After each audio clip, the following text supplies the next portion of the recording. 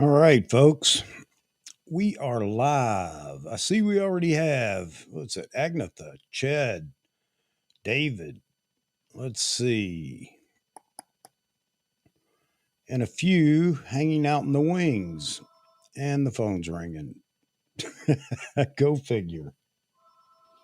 That's all right. We're just going to let it ring. Crazy, crazy, crazy. So, who all else we have in that isn't in chat?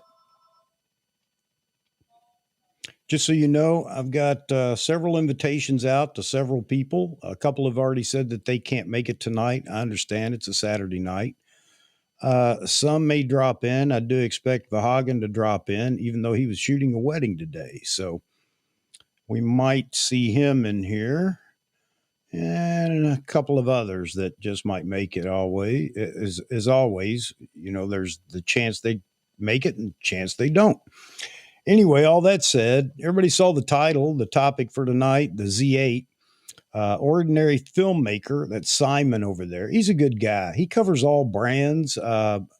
He's a Canon shooter, but I don't hold that against him because he's always covering all the brands. Now, the information that he came across, if you guys did not see his video, was a rumor out of Japan about the Z8. Now, do I believe the specs, the initial specs that they're predicting? No, I do not. Those are going to definitely change. Hey, Ted, good to see you. Those specs are going to change, but a lot of people are already slamming me for perpetuating the rumor. So here's the way I see it. Any talk about the Z8 is good talk. Okay. Last year in March, what did we find out? Well, there was rumor about the Z9, and then Nikon just came out and admitted that yes, there is a development announcement for the Z9, and then we all had to wait. Okay, I'd like Nikon to do that again, maybe with the Z8.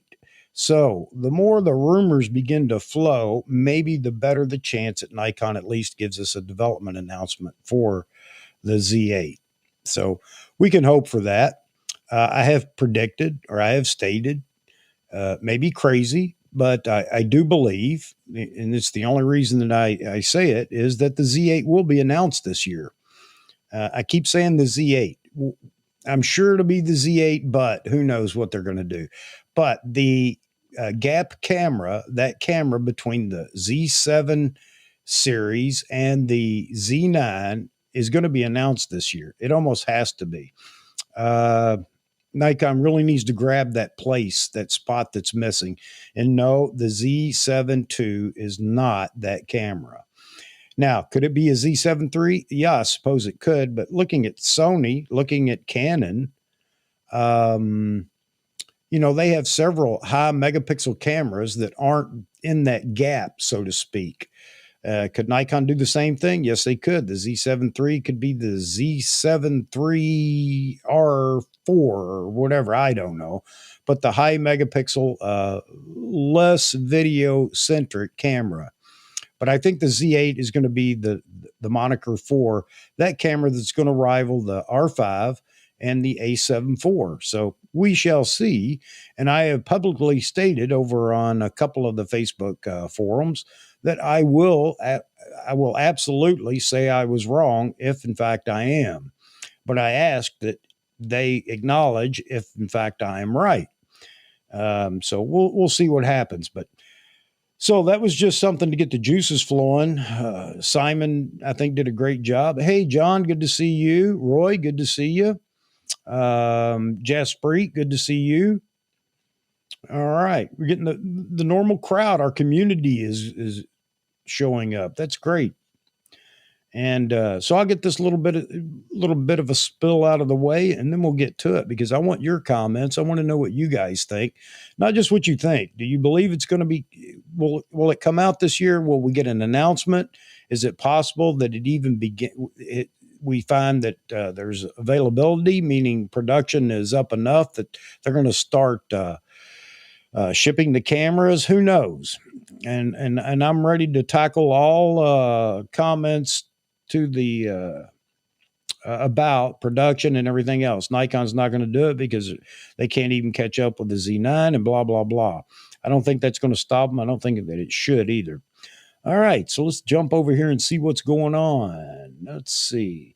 Yeah, John, morning for you. So you have an opportunity to sit down and eat breakfast and watch us, and you stick around long enough, you can eat lunch while the show's going on. So, David, you think the Z8 will be announced? Not put any money on it being this year. Well, that's the whole point. I mean, yeah, we all know it will be announced, but I say it'll be announced this year. And I don't think we're too far away. We'll see. We shall see. I think Nikon's going to acknowledge its existence, at least if not anymore, they will at least do that, I think, this year. Again, they gave us a development announcement on the Z9. Never expected that, and it happened. So Nikon is beginning to change their game a little bit. Not quite as much as I'd like to see them change, but they are beginning to change their game a little bit. I think it's because the competition is changing as well, and Nikon's figured out that they have to continue to stay with the competition. A lot of people argue about that and say, no, they don't, but okay, it's my opinion. Jaspreet, I don't like the 61 megapixel Sony. Jaspreet, forget about that. The specs that were dropped, it's not going to be anything like that. That isn't even close to what we were expecting for the Z8. That's just somebody got a rumor somewhere, maybe a hint that the Z8 is being developed, and from that point, they just decided to come up with their own specs of what they think. This is my opinion of what just came out of that rumor. I don't expect those specs to even be close. We'll see. We're hoping that Peter, through his contacts, gets some information here before long. He hasn't said a thing, and that means he doesn't have any credible information about it. But he also says all the time, where there's smoke, there's fire. So meaning if there's some buzz somewhere, there's something happening. And that's fine by me. We'll continue to monitor it, watch it. It's fun to do that. I'm sorry. I just enjoy the chase. And I know a lot of people say, I don't care. And, it doesn't matter. Why do you do this? Why do you do that? Blah, blah, blah. I have what I need. Well, that's why you don't care. I get it. Okay. But don't beat us up, those of us that like to follow this kind of stuff. And it isn't hurting anybody. Nobody's losing any money based on what we discuss, about this camera. So there you have it. I justify my position. Roy, we'll just start dropping the comments over here. We'll keep it going. 18 months ago, an NPS contact in Japan told me the Z8 would be coming out October 2021. All the specs are right, but it turned out to be the Z9. Okay. Well, he was on it. So somebody heard something. So there you go. That's my whole point, is maybe this is just the beginning of everything that's going to start flowing out or coming out, leaking out in rumors. And Nikon's not completely stupid. I know that some of the rumors that we get are leaks, strategic leaks, to let us know that something's in the works. David, heard from Nikon Canada that my battery may be next month. Only if he gets a spare. Oh, man. I hate that you have to wait that long. For those of you that haven't done it, I need to start putting them in the description too, dropping a hashtag. Picture line camera out in Salt Lake City. Now, there's something strange here. I checked for availability a couple of months ago on a spare battery, the EL18D for the Z9, and they had one of those notifications said, notify me when available. So I clicked it, and sure enough, they did notify me. And so I bought the battery. I now have a spare. If you guys are waiting on batteries or whatever, click that notification. Doesn't mean you're buying it or anything. It just means they will notify you the minute they have the battery available. But what I was going to say is it's $179 over on over at Picture Line. It's $220 at B&H. Now I know Nikon's a stickler on their retail price being the same across the board everywhere. So I don't understand it, but I will tell you, I paid $179 for a USA. It's not a whatever. It's a USA battery EN EL18D, $179 versus $220. I mean, come on, that's a no-brainer. So again, I'd suggest you guys go over and drop your email address in their notification thing, and maybe you get lucky and it happens to come in real soon, because not a lot of other people are doing that. All right. Jaspreet. Here we go. Maybe Nikon should just put the Z9 sensor in the Z8. I agree. And that I do think that that's going to be the case with some compromises. Absolutely.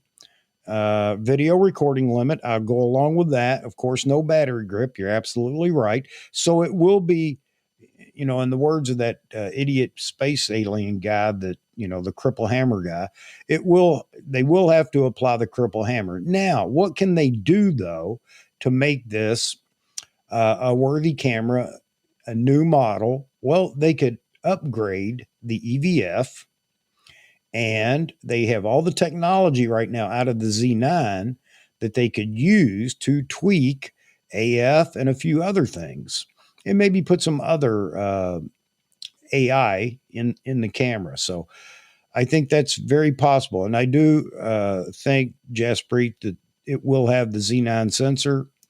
And I also believe it's going to have the Z9 processor, the XSpeed 7. There's no way. Mark my words, and I'll say absolutely apologize and say I was wrong, but mark my words, they will not try the XSpeed 6, whether it's dual, quad, or whatever. Why not? You already have that processor, and everything going forward is going to need that processor. I do believe it will have the XSpeed 7 processor. The big thing that we have to look out for is what's the price going to be for this camera. So it will be a mini version of the Z9 with some tweaks, a few things that might even be better than the Z9. Remember, the Z9 will always do something more, a few things better than a smaller body, i.e. the dissipation of heat and record times and things like that. No matter what they produce, people are going to come out screaming. Well, they want a Z9, updated Z9 in a smaller body for half the price. Get ready for it. It's coming, because that's just the way people are. Yeah, I'd like to have it at $2,000, but you know what? That ain't happening. Yep. Yep. You can use the EN18C. I'm not going over there to get it. I have an EN-EL18A and a B, and both work in the Z9 no problem. You can't charge the 18A in the new MH33 charger, but you can buy a cheap charger on eBay or not eBay, but Amazon or whatever, to charge the A version of the battery. That's what I did. And you can't condition the batteries in the MH33. In other words, if you get the notification you need to recondition a battery, you can't do that if it's an older battery in the MH33. And unfortunately, I have a battery that needs to be reconditioned, or calibration. I'm sorry, not reconditioned. I had to look at the charger. Recalibrate, or whatever they call it. I have one that needs that, but I don't have the original charger that you would get with the D4, D5, D6. So I can't recondition that battery. I got to find somebody that still has one and see if they'll let me drop my battery in there. But all other things work. It's just fine. I saw a post. Somebody is using Wasabi batteries. Don't ask me where they're at, where you get them, or anything else. But Wasabi was the brand, and he's tested it in his Z9. I know everybody's going to say, oh, I would never, and I agree, I'm not going to either. However, He's tested it in his Z9, in the charger and everything else. And the batteries work just fine. Same life, battery life as the Nikon. So just something to consider if you're looking for a battery. You want and they're considerably cheaper, of course. But if you're looking for a battery and you're in a pinch, just do a search for Wasabi battery and see what you think. So let's see. Chad, I saw it first from Simon on Ordinary Filmmaker. Yeah, that's where I saw it too.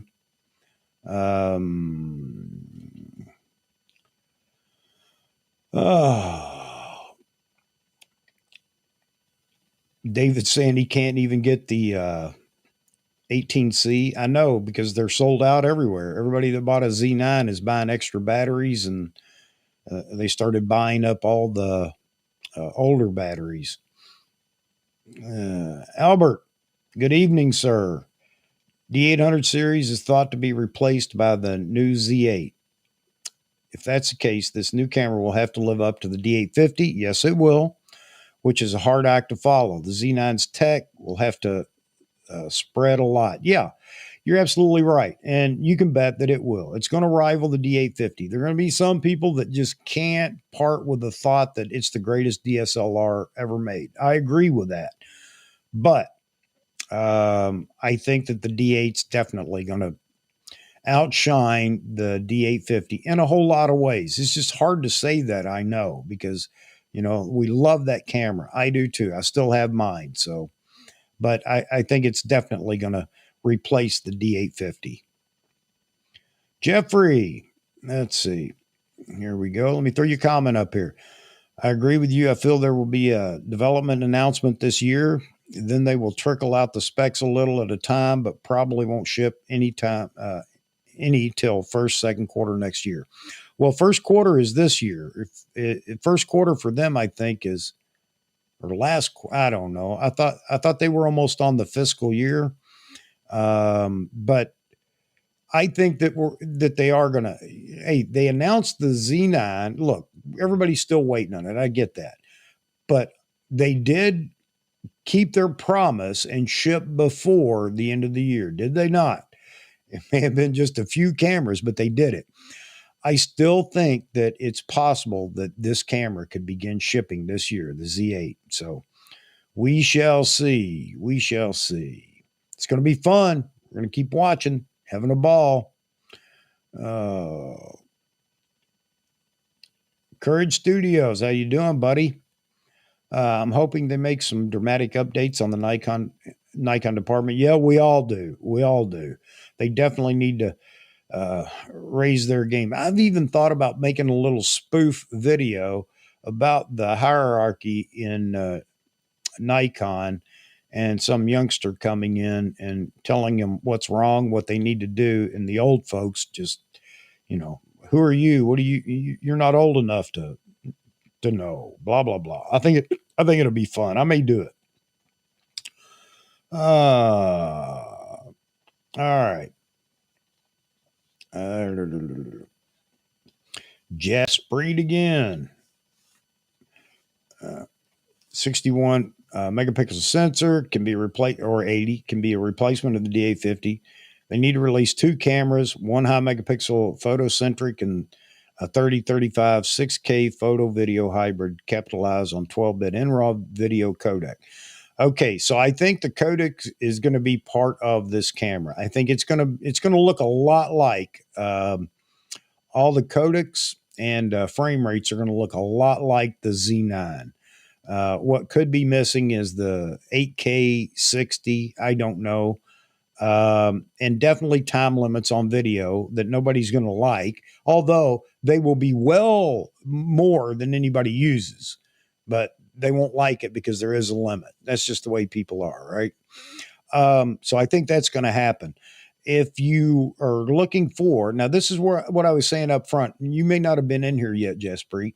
The Z7 III could become that camera, just like the A7R4, Canon's, whatever it is, they have several versions. The A7 series could become the high megapixel camera And then the Z8 is, when I say high, I mean ultra high. The Z8 is more in line with the all rounder. So it's kind of like the D3, D700 days. And everybody said they'll never make that mistake again. If you go back and look at the numbers of cameras they sold, the D700 sold what, 340,000 units or something, where the D3 only, I don't know, it wasn't even 100,000.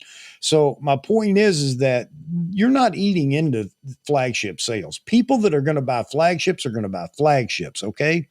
It's not just about the features in it, although that's very important. It's about the form factor. And people, that's why I say, one of the comments was, if they release it this year, it's going to kill the sales on the Z9, because everybody will drop their Z9 order and get that camera, the Z8. I disagree. Yes, a few people that were stretching their budget and everything else to get the Z9 may in fact do that. But everybody's waiting on that camera, okay? Anybody that hasn't ordered the Z9 is waiting specifically for this Z8, okay? That camera has to come out before too long. There are still people talking about whether they'll do it or act on it or not, I don't know, but still talking about, I'm going to go buy an R5. I don't know why, but they're saying it. Are they just disgusted with the Nikon's sluggishness? I don't know, but there's still people saying that. And if 10 people act on it, I think it's a crime. Nikon, would allow that to happen. So again, it's back to communication and marketing. These are the two things that we continually complain about with Nikon. Love the equipment, love the gear, can't stand their lack of communication and no marketing sense. Who am I to say that? I'm a consumer. I fall victim to marketing every day, and I can tell you what marketing works with me and what doesn't. And Nikon is in the what doesn't category. Okay, they're lucky. I just love their products, I guess. All right, Long Rider, how you doing, man? Good to see you. You need to get in here. I know you don't shoot Nikon, but tell me what you think the Z8's going to be. Okay, Z9 EVF is really good. It is. I agree. But, again, bragging rights, it's not good enough. And I don't mean from us. I'm talking about, across the board, what does so-and-so have? Well, what does Nikon? Oh, that's lower. So that's a hit. That's something that's bad when they do the review. Or, the battery, or not the battery cover, but the card covers hard to open. So, that's a hit, man. Sorry, got to take away from Nikon on that one. But nobody took away from Canon for putting an SD card in a pseudo flagship camera, the R3. Go figure. You don't hear about that much, do you? Or at all. And I'm not saying the R3 is bad. I'm not saying it's terrible or anything like that. My point is that if Nikon had done that, man, we'd still be hearing about that. Well, the Z9 could have been a good camera, but they put an SD card in it. Oh, man, drives me crazy. All right, enough of my rant. And here we go. Mozman. I imagine Nikon's been testing the same tech as the Z9 in a smaller body for quite some time. I agree with you. So, anybody thinks that they're just now beginning, hey, they're sitting around the table going, Joe, maybe we ought to start doing some development on the Z8. No, that happened a year ago or more. I agree with you, Maz. It'll require a beefed up battery from the 6.7 line. Yeah, Nikon's, how many versions of the, what is it, the EN50 or EL50? I don't know what it is now. I can't keep up with all the batteries. But yes, it could include a little more amperage on the, not amperage, milliamp hour. It could be a little bit larger in the same form factor. I mean, we're just going to have to live with that. Again, people want small. They want light. Well, you can only go so far. Physics won't let you put 16 ounces of coffee in a 12-ounce cup. It just can't happen. So there's only so far they can go with the technology before they have to either, add more weight and size or whatever. So the battery is going to be the battery. But you know what? On the D850, it wasn't too bad. Here's the other piece. It needs that professional battery grip, just like the D850, the D500, all the other prosumer cameras that came out in DSLR. Not just the little clip on, although that would give you more time, it would give you more battery life, but it needs a pro grip to go on it. And then the people that don't like big full body cameras can make a decision on, well, I'm willing to pack that extra weight just to get extended battery life. So, yeah, so that's got to happen. I'm with you, Miles, man. Guessing $3,500, Roy. Yeah, I'm going to say from 35 to 38. I'm just going to give them that much right now. 35 to 38. Some are saying 4 to 45. And then, you got all the people that are saying, well, it needs to be 2,500. No, forget that. That ain't happening. Okay. You got your $2,500 camera, and that was the Z6, Z6 II. I know they're cheaper now, so don't slap me. But this is not going to be a $2,500 camera. It's going to be a 35. Now, Nikon surprises. And I know you guys are watching. All right. So, surprise us. Do with the Z8 what you did with the Z9. Scare us to death with that price. $29.96. Yeah, I don't think it's going to happen, but man, what would that do to the and oh, by the way, prices are rising. Sony's already raised their prices. Canon's talking about it. And everybody's saying, well, Nikon definitely will. Yeah, maybe. All right. So let's just keep our eye on that. I wouldn't bet my 70 Challenger that Nikon's absolutely going to raise their price here in the next few months. Nope, not going to do it. All right. XC, oh, there you go. XSpeed 6 outdated for 12-bit in RAW. All the future full-frame Z cameras are going to have XSpeed 7. Yeah, I agree with you. They're not going to go back. The XSpeed 6 will be fine for if one of these cameras that was just registered is going to be another APS-C camera. Yeah, the XSpeed 6 is going to be fine for that, for what it's going to do. But you're right. In a prosumer level camera, a pro small body, however you want to identify it, I guarantee it's going to have the XSpeed 7 in it. I mean, they already have it. I mean, they have it already. And again, I do believe what was stated earlier, that it will have the same sensor as the Z9. And then the Z9 update, whenever it comes, is going to have a brand new sensor. By then, there will be technology that's going to allow for something different. There's already a patent out, and Frame Voyager was talking about it on his channel, and he's a Black Magic guy, all video, but he picked up on that the patent where it has rolling shutter and global shutter in the camera, and I don't know how it jumps back and forth or why or anything else. We'll have to wait. If that comes to fruition, it'll be interesting to see their explanation of why and what it does. So my point is that there's other technology that's already on the radar screen, and whether it comes out soon or not, I don't know. But the next generation Z9 will have a new sensor, I'm sure. Well, no, I'm not sure. I mean, I'm absolutely sure. So use that sensor in the Z8. And I think they will. Albert, Z8 series is thought to be a replacement. Oh, we got this. Thought to be a replacement D8 on the lineup. That's the case. This new camera will have to live up to D850, which is hard act to follow. Z9's tech. Yeah, I just had this.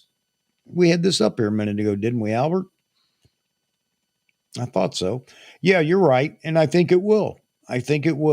There are going to be people that are so connected to F-mount and DSLR that they're never going to admit or accept that maybe a mirrorless camera is as good or better. But you know what? Those people you just have to leave behind. You just can't keep them happy. Yeah, the Wasabi battery here. Ched Davis. I'll use Wasabi or Castar in my uh, D610 or lower end cameras. No third party in my best ones. Okay, I understand that. Uh oh. I think my Brad's here. Hang on just a second. Come on in, baby. You're not on the phone? Yep. Oh, I'm sorry. That's okay.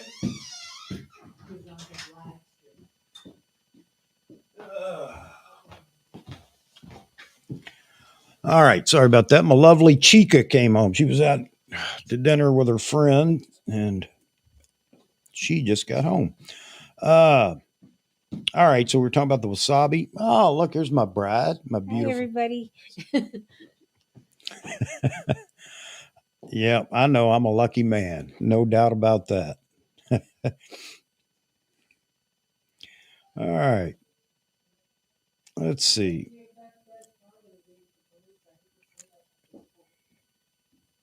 Okay, so Roy talking about you bought a Wasabi for your D850, but it must be different because it doesn't work in my camera, I guess. Okay.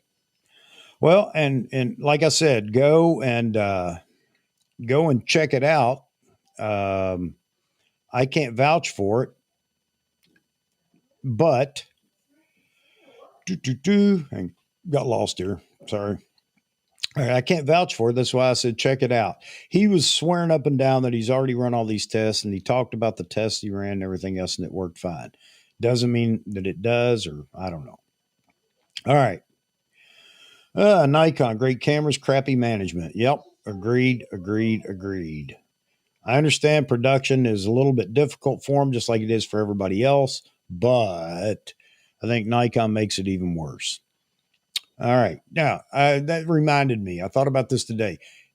If and when this camera comes out, let's just say that it's announced in the next couple of months and then it's available, say September, October. That's the official announcement. And then they're going to give us the availability date. What I don't want to hear from Nikon 2 months after they announce it and it's available for pre-order and everything else, I do not want to hear Nikon say, well, we didn't anticipate the, how many orders or pre-orders there would be, and the their typical crap. They know going into this with this Z8. They know right up front that they're not going to be able to keep up with the orders, and they need to do something about it. The last thing they need to do is come out and say, "Well, we didn't know." How incredibly popular this camera would be and blah blah. Nope. They know, and you're on notice, Nikon. You know right now, okay? So don't pull that stunt with us. All right, sorry, another. Oh, here we go. Jaspreet. Nikon should release NRAW firmware for the Z9 soon. Agreed. So it will help marketing future Z cameras. Agreed. Because once people start looking at NRAW video quality, they will get interested in Nikon. I agree with you.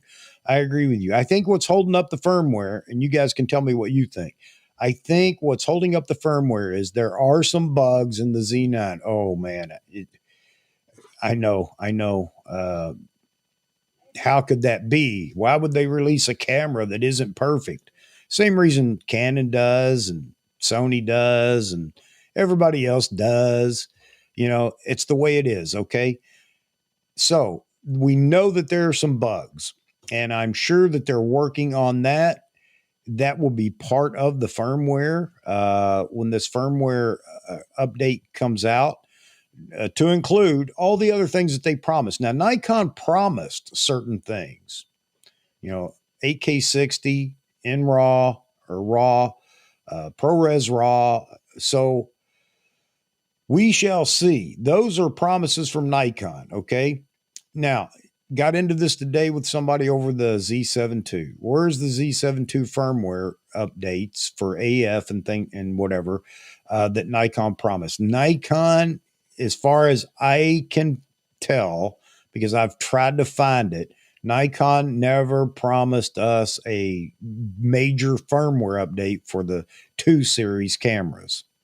I'm sorry, I can't find it. And if you can find it, drop it in a comment after this video. If you've got it now, drop it in a comment in the chat. Oh, by the way, the phone is open. Hang on a second. I'll throw the number up here for anybody that might want to call in. And here we go. All right. So I agree with you, Jaspreet, and I'm hoping it's going to be sooner rather than later because you're right. It needs to come out soon. Even if they do 2 firmware updates, give us the things you promised us that you may already have ready to go and give us the bug fixes in another firmware update. But I doubt that's the way it's going to work. All right. Here we go. What's this? Haven't even read it. David Stewart, AP Studios. Chuck, you couldn't be the kid. Just find some more old folks. Oh, man. Yeah, my demographics are, I don't even want to mention them on YouTube. But I want to get some young folks in here. I really, really do. But I think they see me and think, well, why would I want to watch that old man? All right. Jeffrey Neville, his guess on the Z8, $3,800 with no grip. Z9 AF processor, AF and processor and sensor. Dual CFE cards has to be, absolutely has to be. I think Canon's learning that the hard way. 12 to 14 frames per second, 8K 24, 4K up to 120, smaller body, bigger than a Z7. That was my prediction. I think that it may be slightly larger than the Z7. Oh no, not 29 grams more weight. I just can't possibly carry 29 grams. Lord help us. Main question will be if unlimited recording with a smaller body. You know, I think this is where we get into the algorithm for processing data. Who knows what technology is out there? And they have partnered with, what's the name of the firm? You guys will drop it in the comments.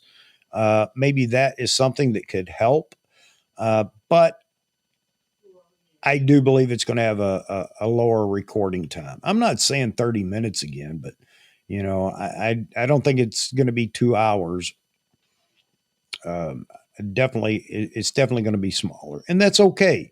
Most people don't record straight. There are some. When I say most, I at least leave open the fact that there are 10 people out there that record performances that are over 2 hours. Okay, there. Now, most people don't. So that's not going to be a major issue. Mozman. Nikon been testing the Z9 Tech and smaller body for quite some time. Absolutely agree. Lots of configurations could be possible. No matter what, nobody will be completely satisfied. Amen, brother. Amen. Will not. And even if they're absolutely satisfied with the specs, size, weight, and everything else, they won't be satisfied with the price. There's still people that are going to complain that, well, how can you charge in this day and time? Blah, blah, blah. They want an $800 camera that mimics the Z9. Not getting away from that. That's the way it is. All right, John, here you go. Hang on a second. I messed up. All right. Hang on. Here we go. John, D700 was like a tank. It was a legend. Absolutely. I had a D700. Love it. There's somebody just dropped a video on YouTube over the last few days or week or whatever, talking about the D700. Yeah. And that's what this camera is going to have to be like. You know, everybody says, well, Nikon learned their lesson with the Z700. Yes, they did. They learned that they could get a whole lot more camera sales if they bring out a baby flagship, which is basically what the D700 was. They learned that. Yes, they did. They also learned that people loved it because it was a tank. And most of the reviewers are talking about the ruggedness of the Z9. So, you know, that is one thing it has going for it. Unfortunately, it's too heavy for, you know, poor little people that can't hold a camera. All right. Bring out the Z8 so we can at least make those people happy. I'm okay with the Z9 and the weight. All right. All right. Z8. I keep doing this. Z8 will not, won't have a transmitter or a built-in GPS. I agree. It could. They could surprise us. How many people that have the Z9 right now are really using that GPS? Because that was something everybody just thought we have to have it, gotta have it. 1 out of 100 people probably use it religiously. The rest of us are like, I wonder what this thing does.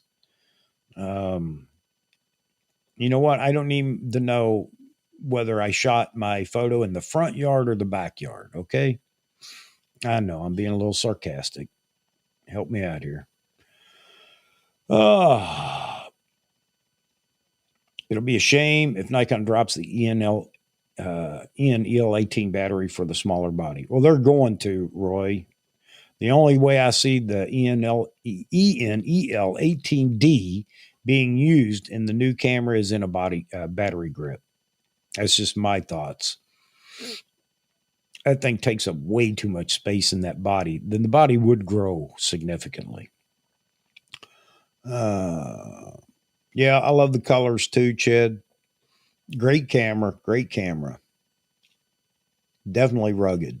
Mine was because I beat it to death.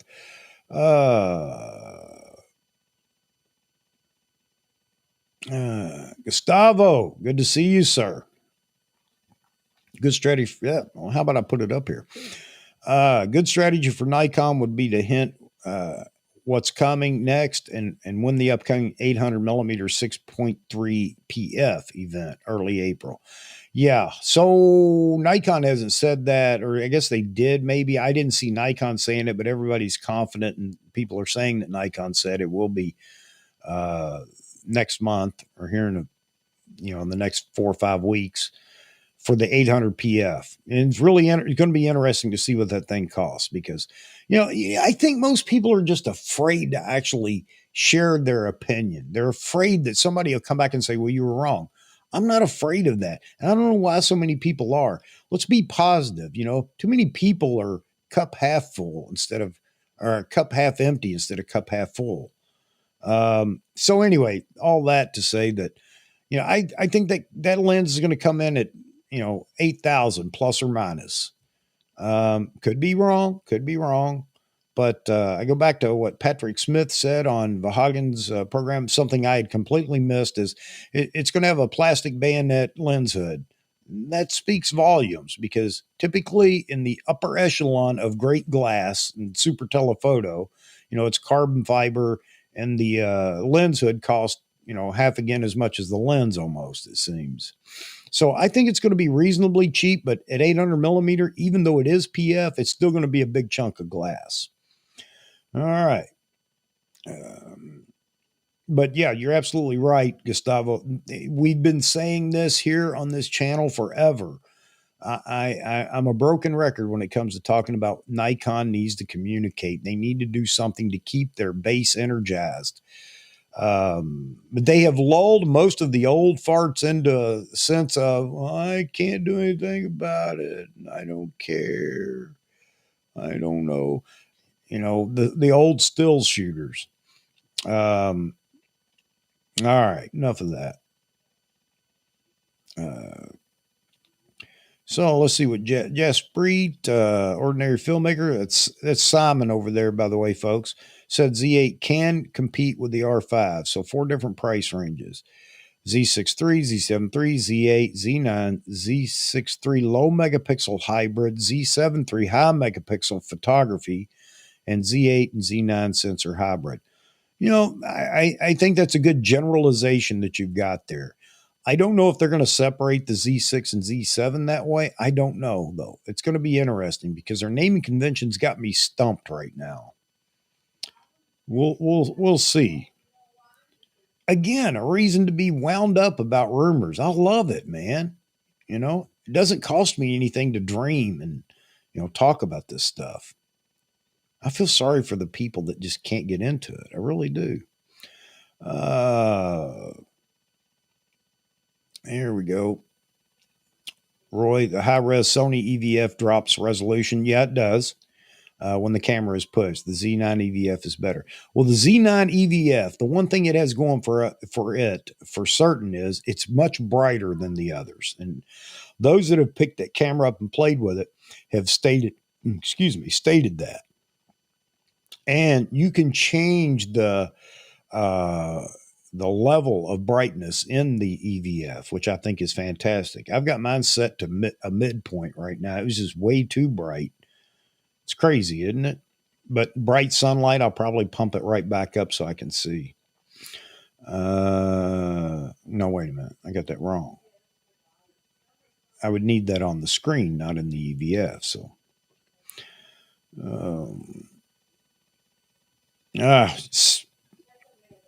preach it, Jasper. At this point, I don't care about if any YouTuber talk trash about Nikon and Z9. They just can't admit that Nikon can produce an awesome hybrid mirrorless camera. You're absolutely right. And we're not going to get over that. You know, Nikon could drop the Z8. It could be available tomorrow and on the shelf. You could just walk in and buy one. And it could be, so much better than an R5 or a A7 IV. And for the next 6 months, the influencers will just ignore it. They'll absolutely ignore it. It's going to take a little time for them to come around and say, you know what, I can't hide this anymore. I almost went into a political rant there. All right.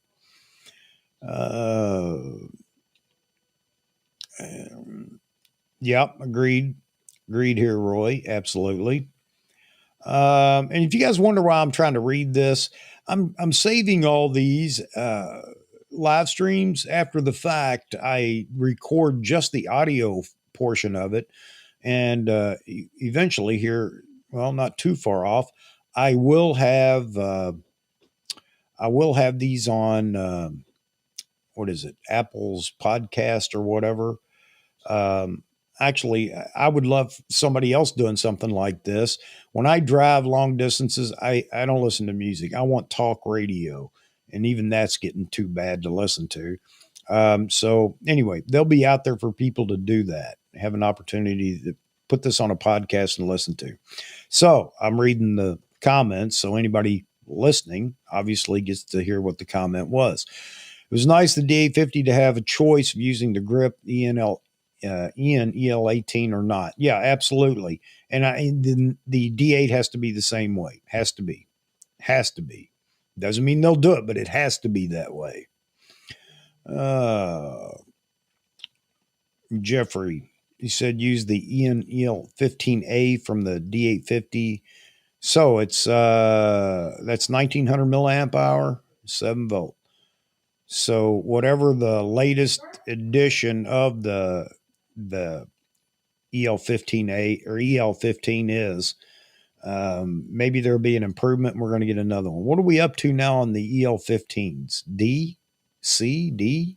I don't know. But it's going to have to be it's going to have to be upgraded a little bit, just like they've done. They continue to pack a little more punch in each one of them.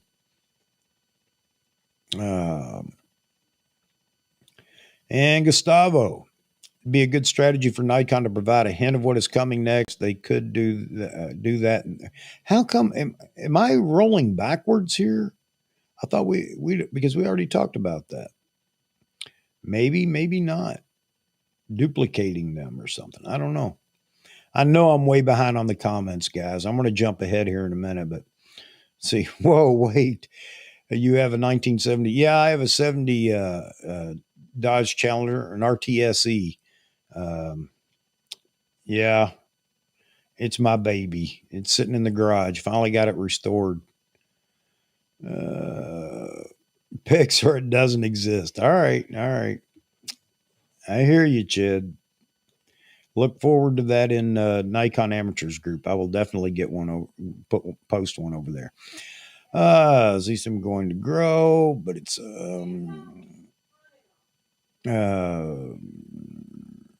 so let me throw this up here. All right, Jesprit. Algorithms and Z system going to grow. Yep. But it's up to Nikon how long they will take to release the new camera at a lower price range than the Z9. Yeah, yeah. And that's where we're at right now. I do believe we have we see the smoke and we know there's a fire somewhere. We just don't know how big it is or how fast it's spreading. So I do believe that it's, Nikon may at any time give us a hint, or they're going to leak some information, and we're going to be combing Nikon rumors every day looking for the latest leak or rumor.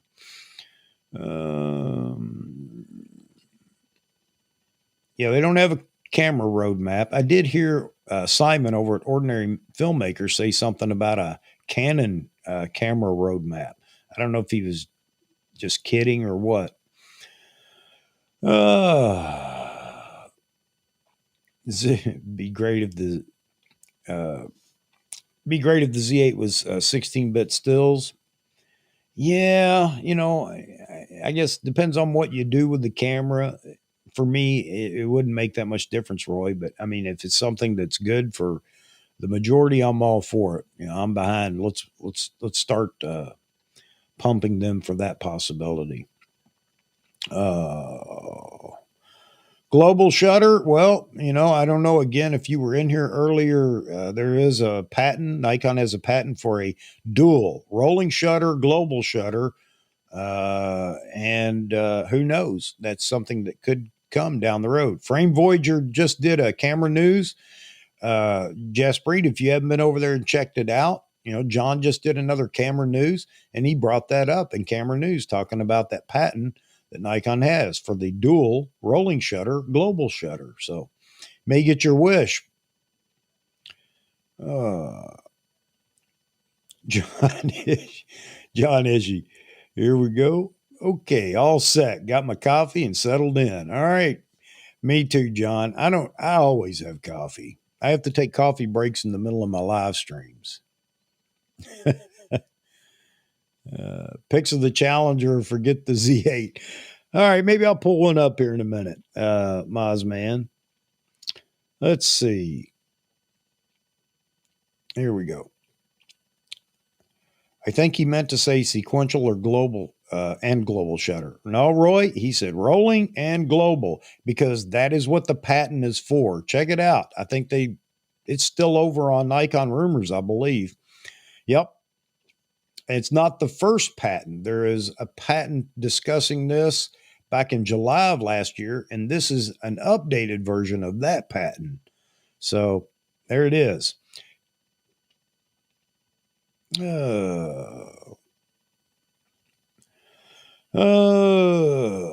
we go, Roy.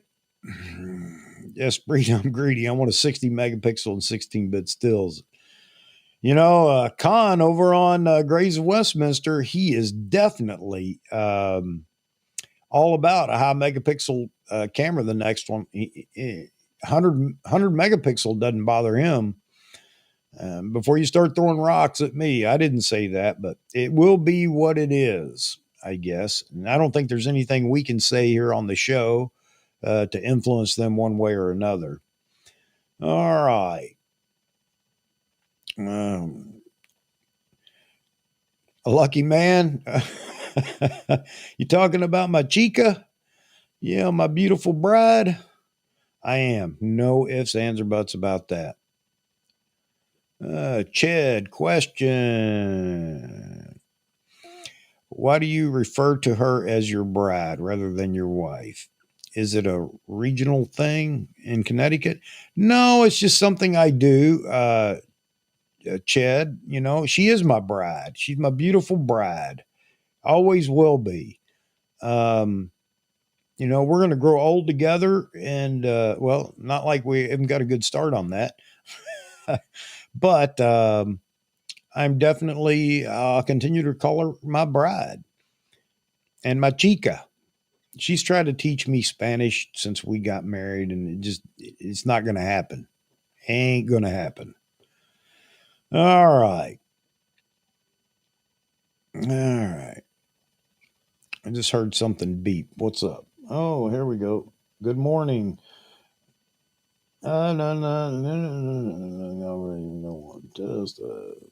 Okay, I'll get back to that shortly. Uh, thank you very much, Sky. Uh, thank you, Chad. Uh, really bad keyboard. All right. Jeffrey, Watson batteries. I'll tell you this, I've not had a Watson battery work for me yet. It's just weird. I can't get them to charge, or I charge them up and they show their full charge, and 2 days later they're 1/3 charged, and not had a lot of success with any of the Watson batteries that I've bought. So I'm not a big fan of one. I know the other people have success with them. I just haven't. Uh, hmm.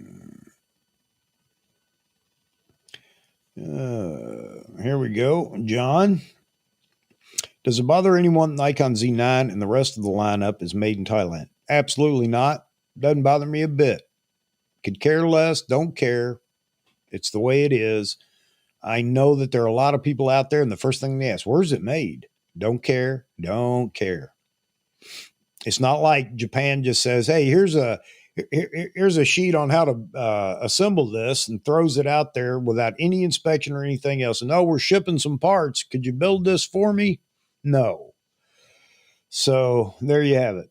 I don't care. Jed. Yep. I don't say he's also pretty lucky. He's very lucky. He has a beautiful wife that enjoys photography. At least mine allows me to enjoy it, you know. So I'm not going to complain that she doesn't enjoy it herself. But yeah, absolutely, John. You're a lucky man. You are a lucky man. Z6 is adequate for your video right now. Yeah, that's fine. But what we're talking about, when we're talking about upgrading the video, I know there are a lot of people that, may or may not care too much, but there are a lot of filmmakers out there that we need to appeal to. And there's no reason why we shouldn't appeal to them as well with the cameras. Canon's doing it. Sony's doing it.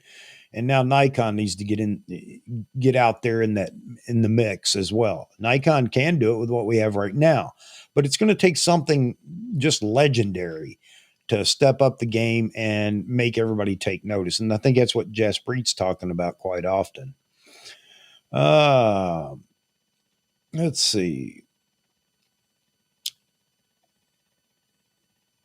Z6 is good, but let's see. There we go. Jaspreet. And he's on it. Can't do 12-bit, need external recorder for 10-bit and add additional cost, and you need to rig it to put external recorder. Yeah. So the everything that's behind us right now, Jaspreet and everybody else, just forget it. That's just the way it is. But everything going forward needs to take on a different approach. And internal recording in that D8 has to have internal recording. Has to. All right. All right. No. Jeffrey saying basically the same thing here. No issues where it's made because Nikon trains there. Yeah, absolutely. Designs, the tooling, test equipment. It's a matter of training very, very well. Having experienced management staff, which you can bet they have. There are not R&D, but what do you? Anyway, shoot. You know what I'm talking about. Their checks at the end. I'm sure that they're doing everything they can to find issues. Most people don't find any major issues, external, mechanical, or other issues with Nikon cameras. It's typically going to be a firmware issue. Other than the one exception to that, a D600 and the oil issue. But that wasn't one technician, had a bad day assembling a camera or whatever. Let's see. Agnath, Thailand's industry is improving. Nikon has enough trust in them to build their cameras. Yeah. Yipper. Oh, the people that want everything built in Japan, well, get ready for a big price increase, okay? One of the reasons for outsourcing is obviously to cut cost, and that benefits all of us. So I'm not saying child labor, but firmware is a tricky thing. Canon just screwed the pooch and had to issue a redo. Yeah. So there you go, Long Rider. And, everybody that complains about Nikon, this, that, whatever, Nikon can't get this right, can't get that right. There are things that I'll give them a pass on because all the manufacturers have, similar issues. So, that's just the way it is. And something as technical as these cameras these days, I mean, come on, folks. Man. All right. John agrees with you, Agnetha.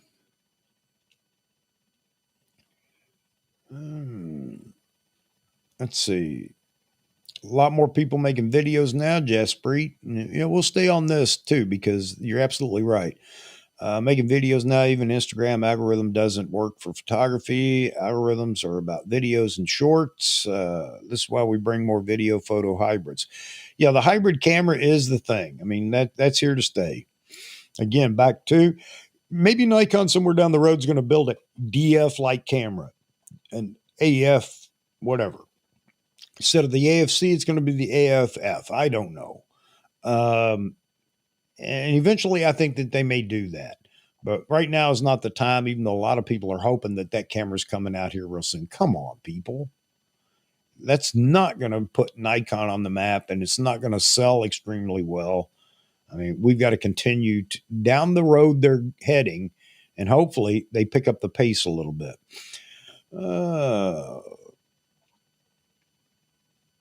Roy's asking, is everybody so unhappy with the cameras we already have? Well, it's easy after the fact, I guess, Roy, to say,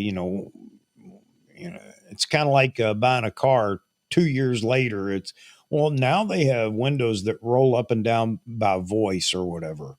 Mine doesn't do that. Well, sorry. You have a choice. Sit and wait forever until you know that camera that's coming out, there's nothing that's ever going to be upgraded beyond what its capability is. Just wait for that one. You'll save a lot of money. Uh,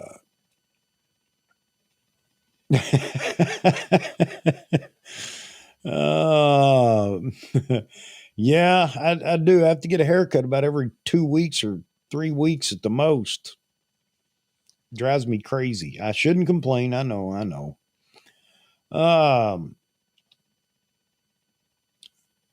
Long Rider says, Thailand's no issue. Sony's been using their manufacturing for years, and I haven't one problem with over a dozen Sony cameras I've owned. There you go.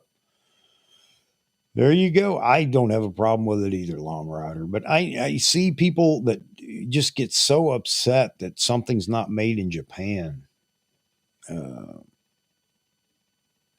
Ray Powell.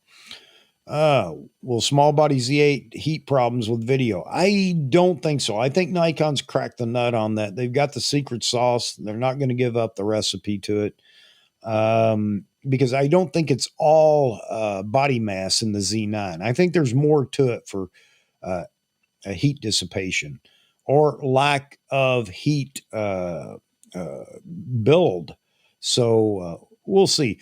I think that I think the Z8 will have no problem. It's not going to record for 2 hours like the Z9. I could be wrong, but it's going to have a shorter record limit. But I would expect it to be at least an hour long or something like that, which is fine by me and most people. Most of us aren't recording events, plays and theatrical events and blah, blah, blah. Or the entire football game, not in 8K. Whew, good Lord, can you imagine? You'd have to go to NASA and borrow some of their computing power to edit that. All right. Okay, replacing the revolutionary D800 lineup may create unrealistic. Let me just put it up here. Unrealistic expectations, which is the norm nowadays. You're absolutely right, Albert. However, Nikon can also play it safe by releasing the Z5 II camera with video-friendly features. Yeah, would agree. Yeah, here we go. Jeffrey talking about the comparisons out there. All the Z9 R3A1 comparisons. I'd be crying paying $600 more for a Canon with a smaller sensor, and I'd be scared about the dollars of the future R1. Sony is too many dollars with the grip.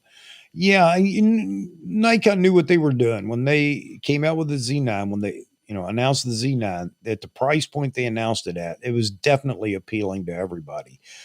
So the only reason we're considering the cost of the A1 or the R3 is because Nikon's price point was so low. Had Nikon announced this camera and sold it at $6,500, then we'd be saying, well, the Canon R3 isn't a bad deal. It's only $6,000.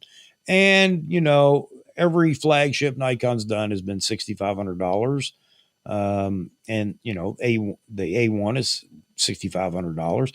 So I guess we can look at it that way now, Jeffrey. Now that Nikon has announced the Z9, and the price is $5,500. So does it mean it's going to stay there? I don't know, but there is some speculation about the cost of the R1. I'm not in that game because I don't follow Canon quite enough.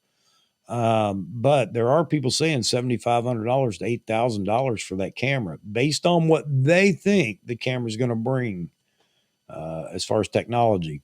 They may be right. I hope not, man. I hope not. That's incredibly high. That will definitely go to very few people. All right. David, GPS does not get turned off. It uses very little battery. Oh, sorry. Wrong one. Already did that. I haven't even turned it on yet. I turned it off. It was on by default, I think, maybe. I don't know. Either way, it's off. But then again, I haven't been traveling with it. I did watch a video today. A guy showed how to take the log. You can have it record a log and turn that into a KML file and go to Google Earth and upload it and see where you've been and everything else. It's just a crumb trail. I thought that when you did that, you could download it somehow on a map, Google Earth or whatever, and it would show you the photo. You could click on the little photo where you took photos, but see, that shows you how much I know about it. And maybe you can. I don't know.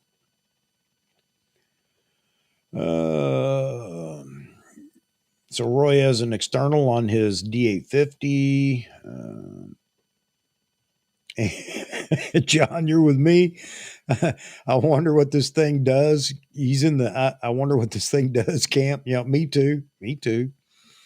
But if I'm glad to hear though, David, it doesn't eat up a lot of battery life. That way, if I do go out somewhere, I can turn it on just long enough, maybe to get a location so that if I want to go back, does it attach the location to your photo when you snap a photo? See, that's beneficial. I wouldn't mind that idea. I guess I need to go out and play with it. John, you need to go out and play with it too, man. All right.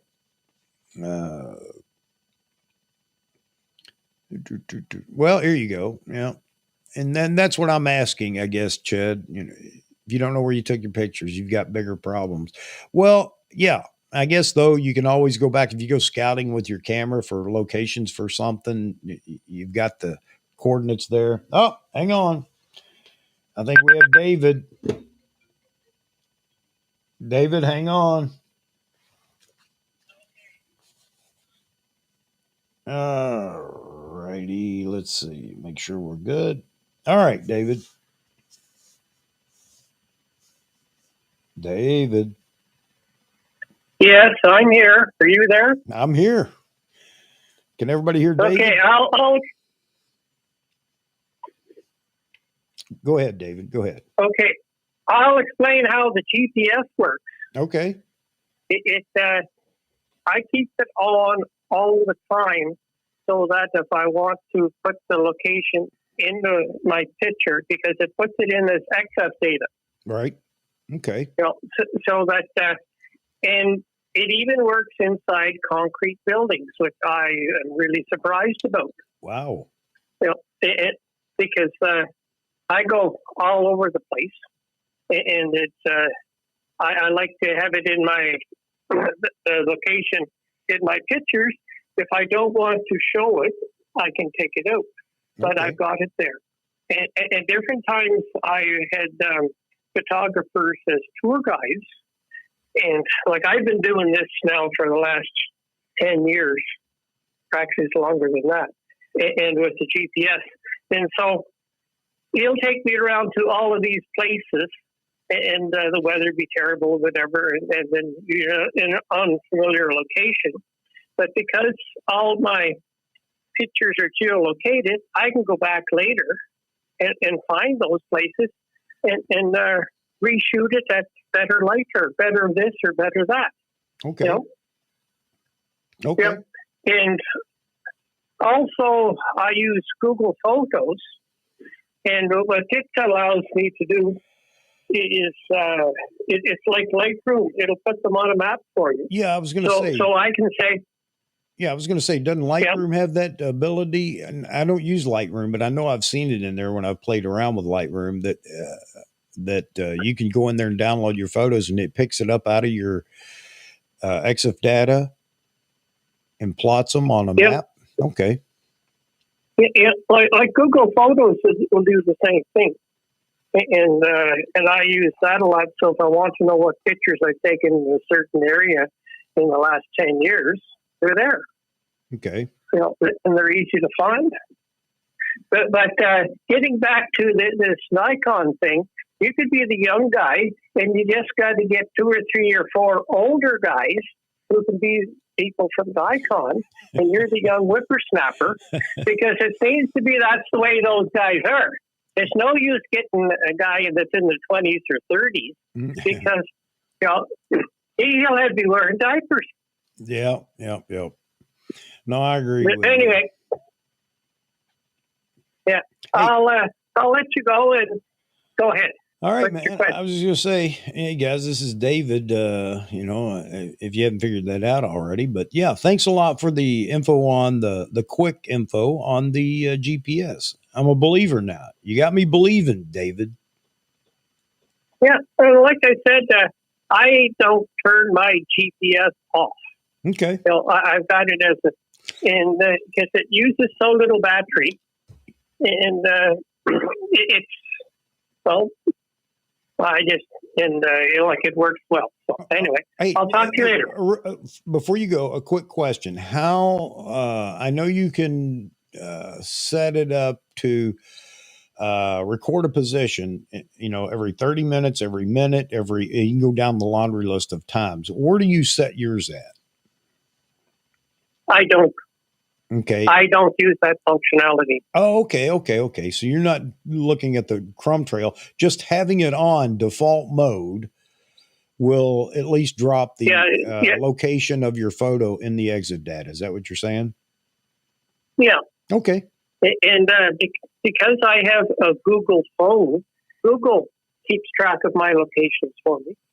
Right. So I can always use, if I want to find out where I was, it'll tell me. Okay. All right. Okay. Hey, thanks, David. You may have helped out more of us than you know. Well, if anybody has any more questions, just put them in the chat, and if I can always come back and answer. All right, buddy. I appreciate that. Okay. Have a good night. All right. Bye-bye. All right. There you have it. Well, that's pretty simple. I'm going to turn it on. I'm going to check, see how it does with battery life. T-Mid, how are you, sir? You need the Z8. Yeah, we all do. We all need it. And I'm still saying we're going to see something about it this year. What do you think, T-Mid? Don't be a coward, all right? Tell me what you actually think. Don't play it safe. Too many people play it safe. Well, I don't think so. I don't think you'll do that. Tell me, T-Mid. Tell us all. All right. I do like the idea of the GPS. You know what? It's in there. I paid for it. You know, I'm not going to get a refund for not using it. I think I am going to turn it on. One of the things that bothered me was the possibility of it being killing a battery over time. But hey, David says it really doesn't hurt the battery that much. So I am definitely going to, I'm going to turn it on. All right. Oh, come on, teammate. That's too vague. Within the next, you talking about this year, 2022, or within a year from now? So by April of next year. Putting you on the spot, brother. All right. Let's see. Oh, drone talk. We done gone to drone talk.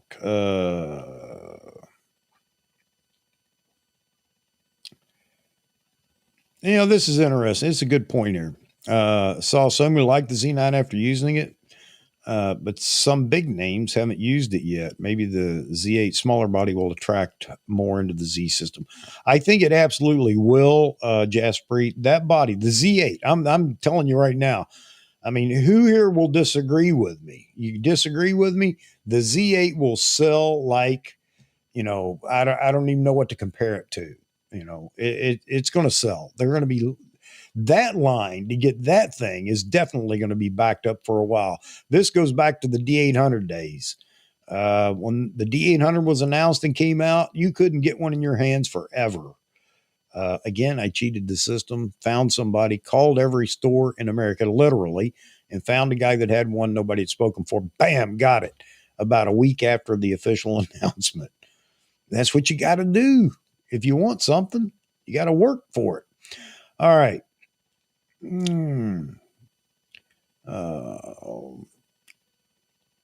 External GPS seems to eat more power. Okay. All right, Roy. So maybe that's where a lot of people got that feeling from, that the internal GPS would be the same. So I'm going to try it. I'm going to turn it on. I'm going to turn it on in the camera and shoot with it for a while. It'd be neat to see the location in the EXIF data too.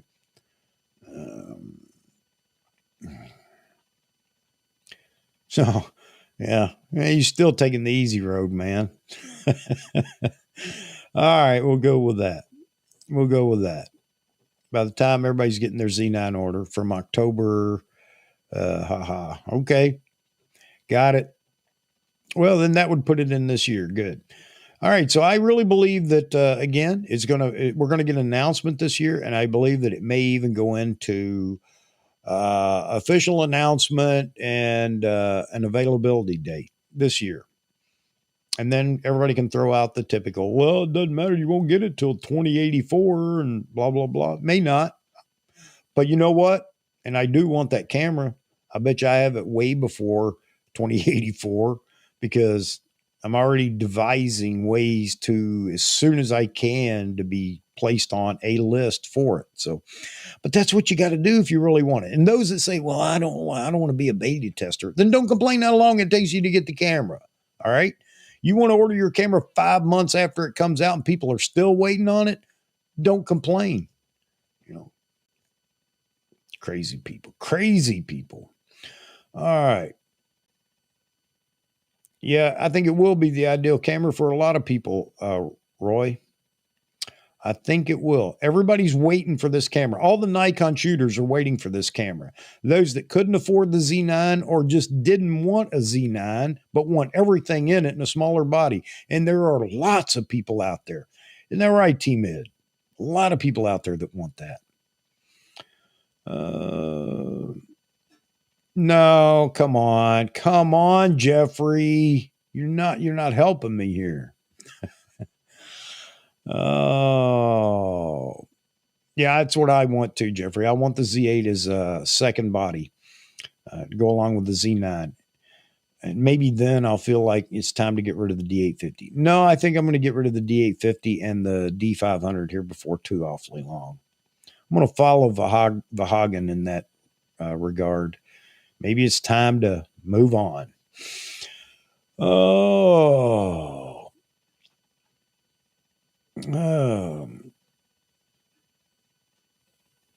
Yeah, you are. Yeah, that exactly, Jeffrey. So, yep. And I shall. It took me 12 years, 14 years to acquire all the quality F-mount glass I have. And it's just going to take me a while to do the same with the mirrorless. It's just the way it is.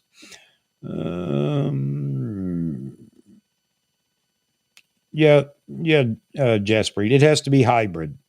It has to be. Because that's what it's competing with, is other hybrids. And I don't believe that overheating is going to be near the issue in the Z8 than it was in other cameras.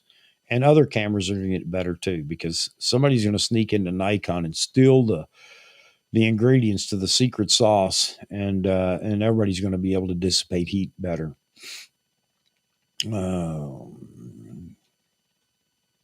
Let's see. I'm ignoring you, drone folks. Sorry.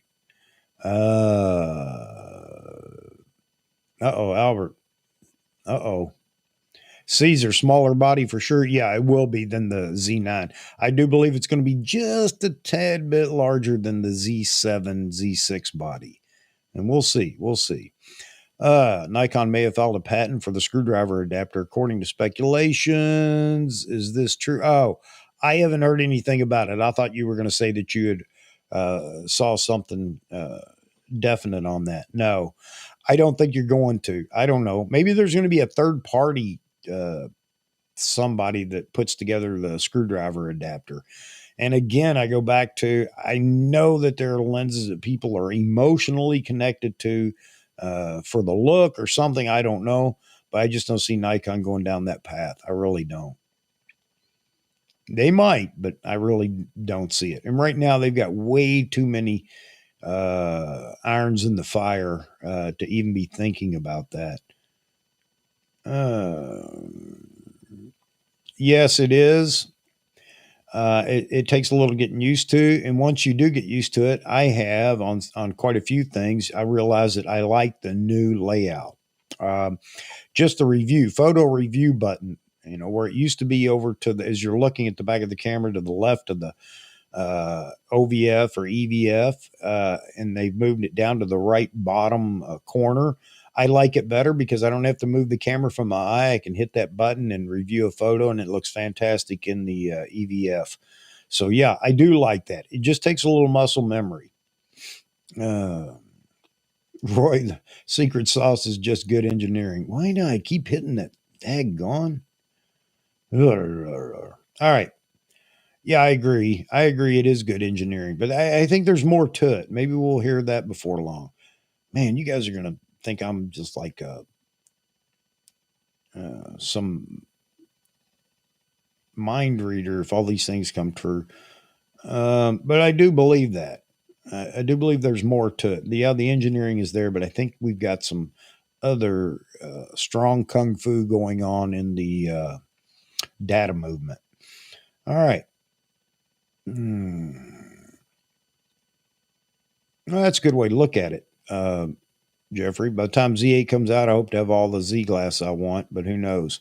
Well, I hope you got lots of money because you need to get it quick, because my prediction is not going to stand by while you collect glass. Okay, mister? All right. Invite Matt Irwin on the stream someday. Then we're going to have more of a discussion about all the rumors. Bring Vahography and Photo Me Ike too.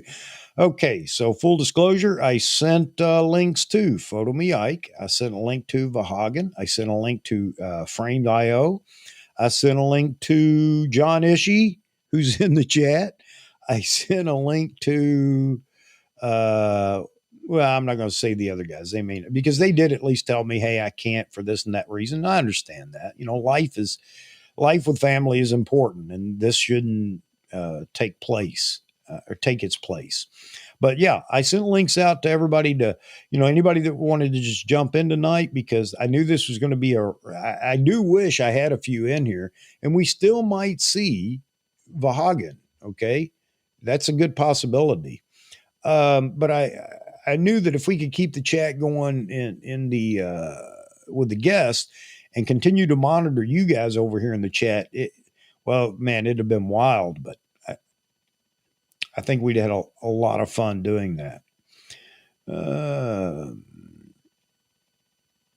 Jeffrey, do I think that the guy in charge of camera rumors, Nikon rumors, you mean, would ever go on my show? Not right now, because I have invited him. He was very cordial, though, very nice in his response, and I agree with him. He didn't think that that would be a good idea, at least not right now. So, oh, Long Rider, night, buddy. Border Collies need a run. All right, man. Well, thanks for dropping by. I appreciate it. And I know everybody else enjoyed you being in here too. All right. So yeah, Jeffrey, I did. And I agree with him. It just probably not the best thing for him to do right now, because there's just so much going on over there. And I don't mean it takes away from what he's doing, but he was concerned about other things, other reasons for not being on live streams. And I agree with him. Yeah, I'd like to have Bayou Josh and Katie on. That's true. You know what? I am going to ask them if they would like to participate. Absolutely. I almost sent Josh an invite, or maybe I even did. I don't know. But yeah, I'll ask, and no hard feelings if they're just too busy right now, because I know a lot of people want Josh here recently to interview him and everything else. And here's the thing. I try to explain to people, I don't want to interview you. I want you to come on the show and just have a good time with us. The interview will take place without us doing it. Everybody agree with that? I just want to have a good time, good photography talk, and just like we're doing now. So, and I want people to understand, that's why I want you to come on my show. If you're really looking for an opportunity to showcase everything you do, and I'm not taking that away from them. If they want to talk about what they do and everything else, that's great. And they should promote themselves. Absolutely. But we have more fun being in here and just doing this, the round table type discussion. And, I don't want to take that away from you guys. And you guys need to tell me that, hey, we're willing to sacrifice or whatever. But I mean, you are the reason I enjoy doing this. Just what we're doing right now. I enjoy it even more when I have a couple of guests in here, and it doesn't have to be any famous YouTuber or whatever. We have a good time with everybody that comes in as a guest. So anyway, all that to say, we'll see who else we could get in. But I want everybody to know, anybody that might be listening and wanting to come on the show, I doubt that's a laundry list of people. I want everybody to know, though, I do this for our community, for the chat room. This is subscribers, or those that are coming in that aren't subscribers. And, there are plenty of channels that are interviewing people. Plenty of channels are doing that. And, good for them. And I don't know that everybody would enjoy our format here. So, all right, there you have it. That's my thoughts on it. But, I would like to get Josh and Katie in here. I think that would be a lot of fun. I really do. But I'll ask him. I'll talk to him and see if he'd be interested. He and Katie would be interested in it. You're right. That would be a lot of fun, I think. So, all right. Point taken. Jot that note down. Contact Mr. Josh. All right. Yeah, like we're at a dinner table talk. Yeah, Caesar, you're absolutely right. I mean, that's what makes it fun, is just we're all in here talking. Nobody's better than anybody else. I like that. Vahagan, let's see. Vahagan shows us we can make good photography with old cameras and lenses. I love doing these things with these cameras and lenses. And that D3X, was that video great or what? That is an awesome camera still today. That is amazing. I agree, but Nikon needs to keep moving forward. A capable combo Z9, Z8 is essential. Yes, Gustavo, it is. And they need it. And this is the people get upset when I keep saying, it's going to come this year or whatever, and they need to do it this year. And everybody, no, they don't. No, they don't. Same old answer from the same old stills fogey photographers. No, they don't.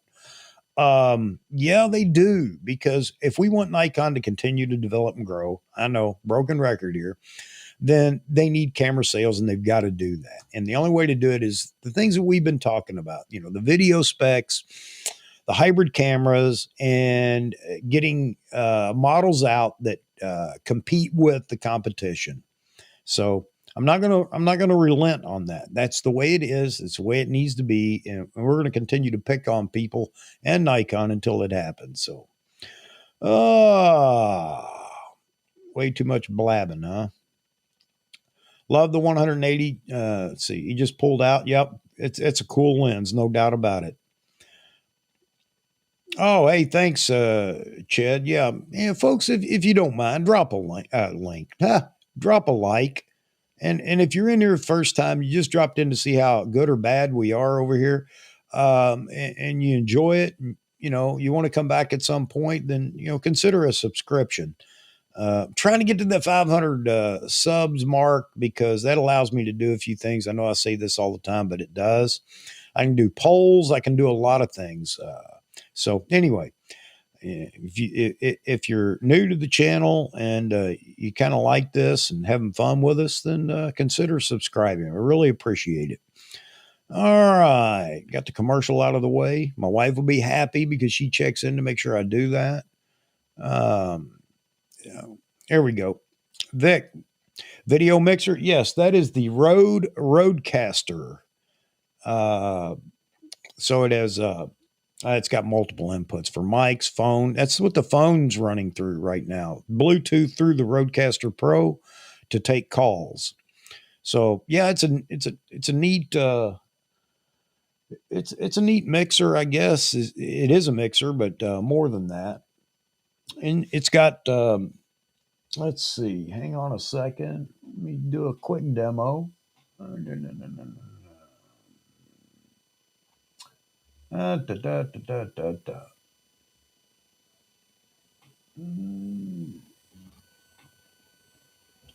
Oh, where's it at? Here we go. There you go, folks. You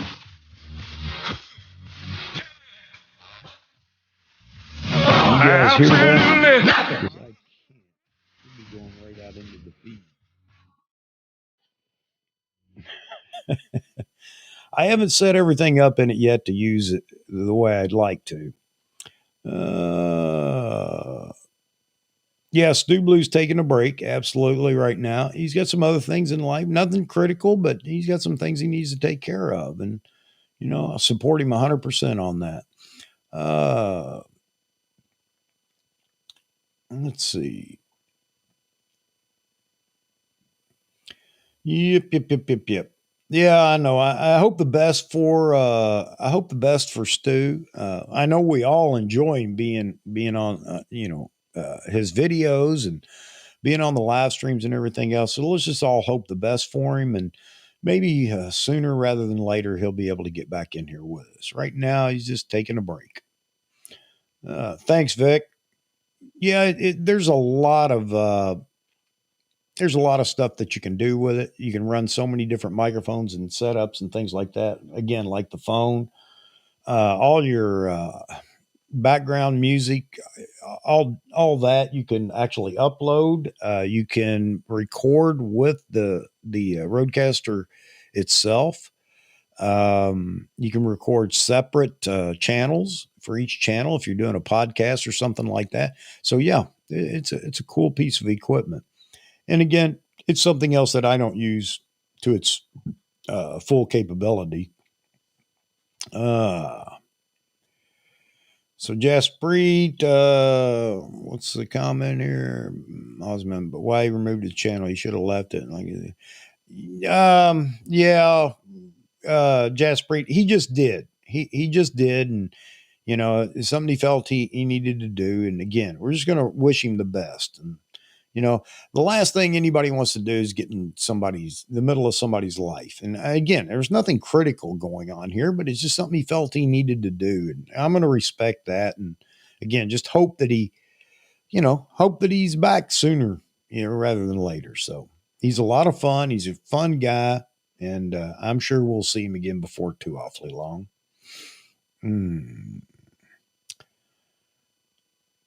Yeah, absolutely, Mosman. That is a possibility too. So Caesar, I like the Roadcaster, trying to pair it with the A10 Mini. Yeah, man. And believe it or not, Caesar, I am running this through the A10 Mini Pro right now. I was pulling my hair out trying to figure it out because it didn't want to work well. They didn't want to play well together. And part of that is Black Magic, who I'm a little bit upset with. I am upset with the ATEM because they did something, changed something in the. No, I'm sorry, not ATEM. YouTube. YouTube doesn't recognize the A10 Mini Pro anymore like it did before. It was a switcher that it was just an automatic link to YouTube. And I can't get it to do that anymore since YouTube updated something, and it just aggravates me. Now, back to the Roadcaster running through the A10 Mini Pro. I have to run from the audio out on the back as if you're running it to an external speaker.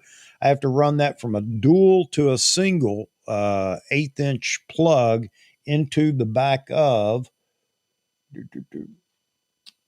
Is it? Be right, Chuck. Be right. Don't say it before you make sure. Yeah, into the back of the A10 Mini. So there you have it.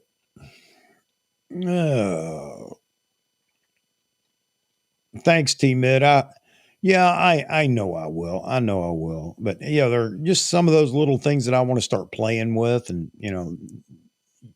YouTube wants to make sure I'm legit. And I have 500 subscribers before I can do that. So, but we're going to hang in here because we're having fun. All right.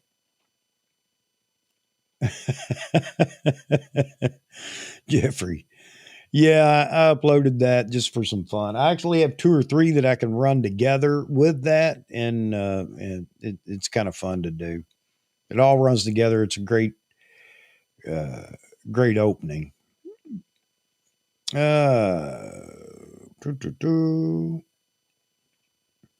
Yes, Stu Blue had some great videos. They're a lot of fun. Very creative. Very creative. Let's see. You don't like Motown, Jeffrey? I love Motown. Love Motown. Can't touch this. Oh, that's good. What else have I got over here?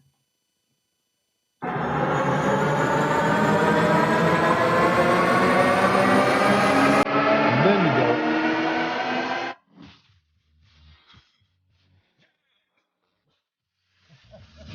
Absolutely.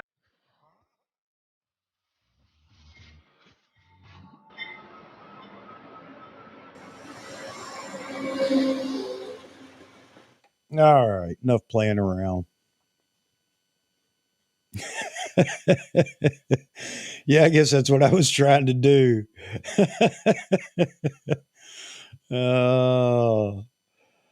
I don't have any uploaded in the ATEM, but I have it.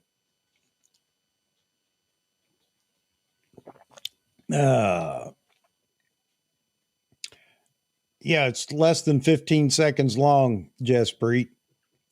Go figure, right? It's not a copyright hit. Less than 15 seconds. All right, so we've been going an hour and 40 minutes, and I'm gonna have to take the little boy break here in a minute. If you haven't noticed, I'm wiggling like a little boy in line somewhere. Yes, music is great in the studio, no doubt about it. And I bought a subscription, or no, I bought into Audio, AUDIIO, double IO, audio. And when they started, they offered a lifetime subscription for, I can't remember what it was. I don't know, maybe it was $100, $200. I can't remember, but you were a lifetime member no matter how much music they add to their library. And I did that. And so I've got them to go through and all kinds of music there to select from. And I've been toying with the idea of getting some kind of an intro. Nobody likes a long intro, but something quick, short, whatever. I'm going to do that before long.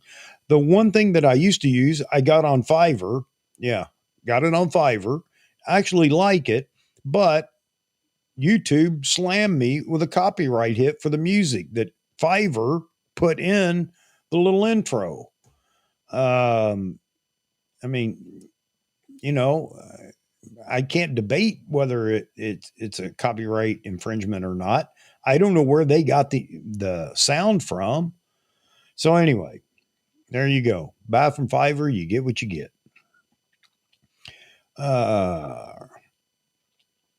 Okay, good question. If you add music to your videos, are all of them subscription based? Okay, I think I know what you mean, Jeffrey.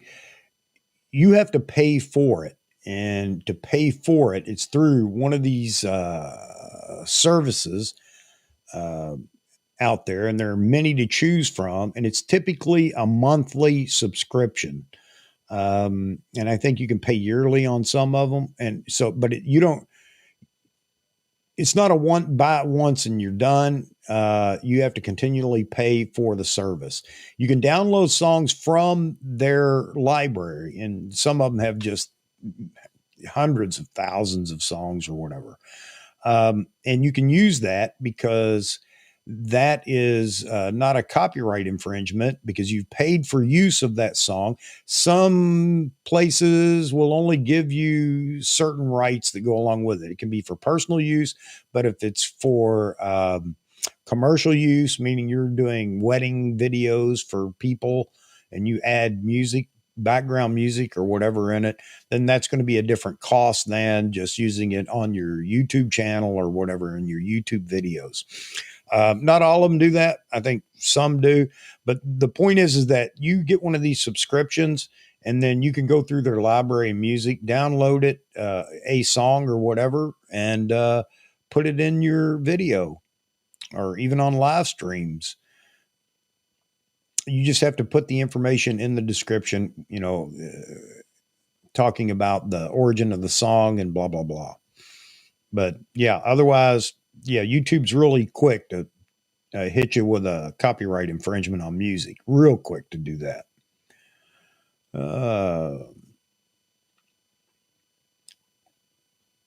Let's see. Ozman, title service. Let me throw it up there. I want to see.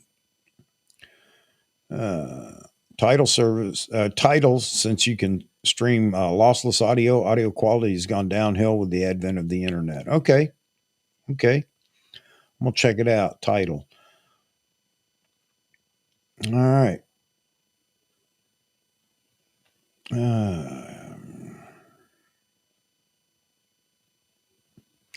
Yeah, you're going to pay if you want music in your videos or live streams or anything else. You're going to pay for it. There is another exception.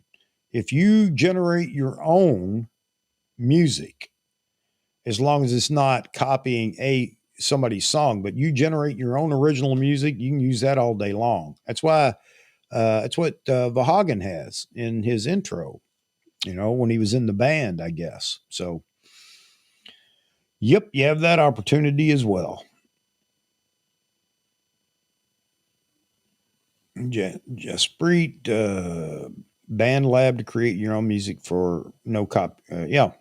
Okay. I don't know what Band Lab is, but yeah, if you generate it as original and it's not copying someone, then yeah, you're good to go. All right. All right, you guys think about, let's do this. Let's not talk about whether it's going to come out, because it's going to come out this year. But what are the specs? What do we expect the Z8 to be? Let's talk about AF, frames per second, and you give your prediction for these categories.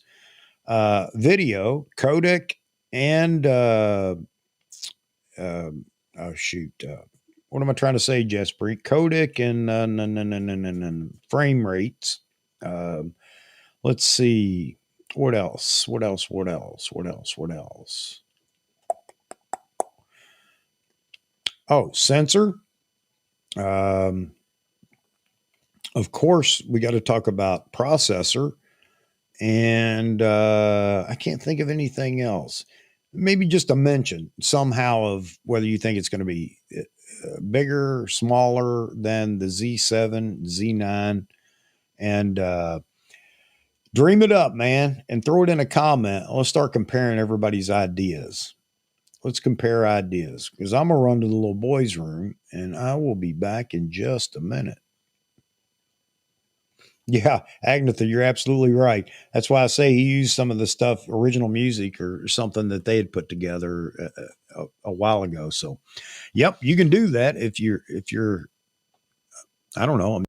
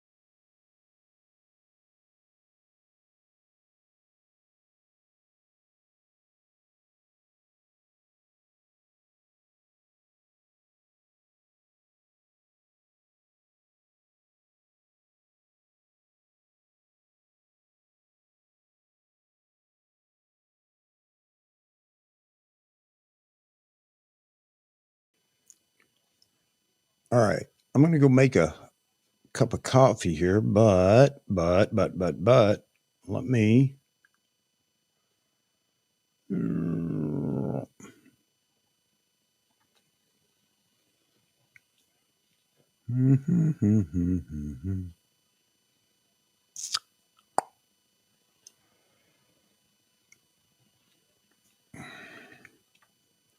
Let me.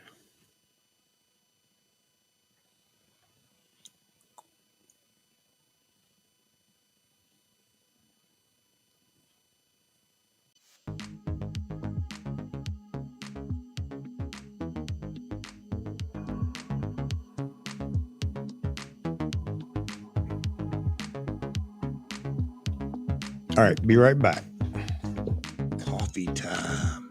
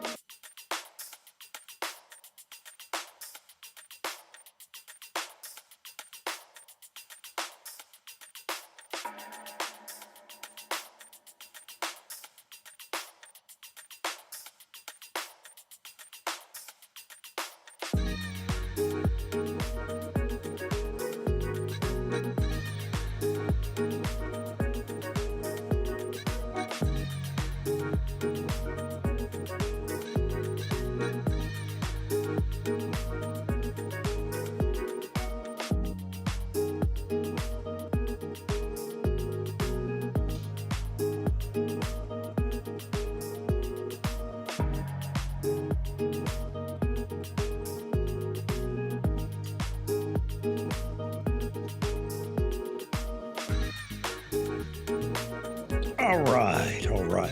That's why I love you guys. You put up with me. Having to go get coffee and whatnot. All right, let me back up on comments here.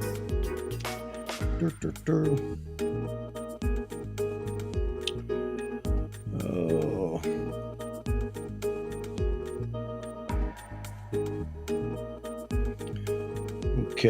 Okay. Is that music annoying? What are we congratulating Mozman for?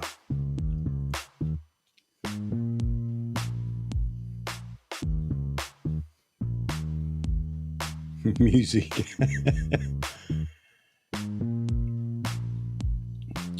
So here we go. There's something on the Z8.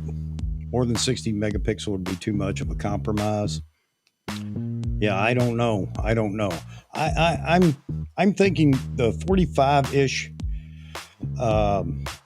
megapixel is the sweet spot. Maybe I'm completely wrong. Agnetha, I was a 2-pot coffee a day drinker. I've cut it back to just over a pot.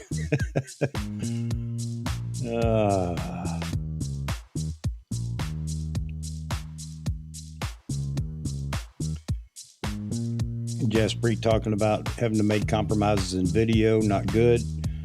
Yeah, and I can't say that I'm smart enough technical enough to talk about that, but I do, from consensus around all the talking heads,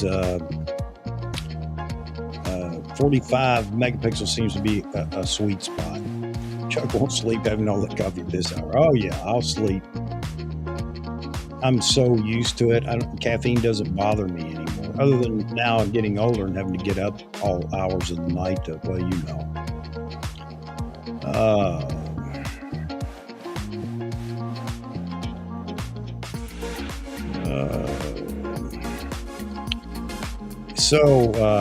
Caesar, yeah, I don't think that, now this is a possibility. I don't think it's going to have the EL18 series battery, because that would definitely bulk up that camera considerably. I'm not saying that they couldn't do it and they won't do it, who knows. But using the EL15, you have the ability to, and I know you'd have to purchase it, but purchase a battery grip that you can use the EL18 in. And maybe they do, remember the D500, the higher frame rate, the highest frame rate, you could only get it if you had a battery grip. So that is a possibility. You're right. It may take more volts for some of the things that the Z9's doing. And if they put that capability in the Z8, I don't know. So a lot of possibilities there. It's going to be interesting to see what they come up with. However, look at what Sony's doing. Look at what Canon's doing. It just may mean that it eats batteries quicker with those capabilities. So we'll have to wait and see. Oh.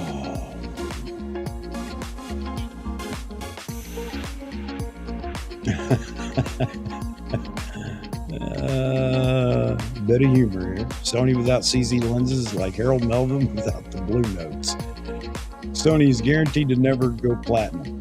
Well, yeah, Sony's got a lot of people making glass for them, don't they? David Stewart. 100 megapixel, 12 frames per second, no mechanical shutter, dual CF Express, EL15 battery, no built-in battery grip, 12K, 30 frames per second video. 12K. We laugh about that right now, but if we're still hanging in here, if you all are around here and I'm still on here doing this, 5 or 6 years from now, we'll be talking about 12K video. You can bet on it. Technology is moving so fast in TVs and other media things that is a possibility. Look, 4K is the only way to go now. Everybody shoots in 4K. Every screen will be 4K at a minimum in another couple of years.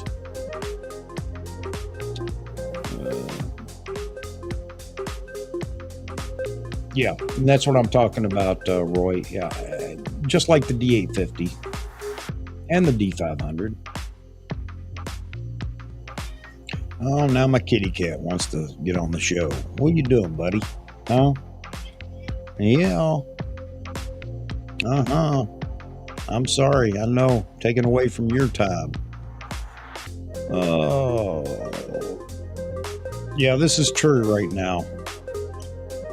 There are people that are winning the lottery over there on Best Buy. No doubt about it. But, man, you got to live on the refresh on Best Buy to actually catch one. But there are some people that are doing it. My stepson was telling me about there's a bot thing that you can download that will do it for you. I don't know. I'm not into it that much, but he was telling me that that's how people grab these deals that are just sporadic. Turn off the music. There we go. That's what I was waiting for. It is off.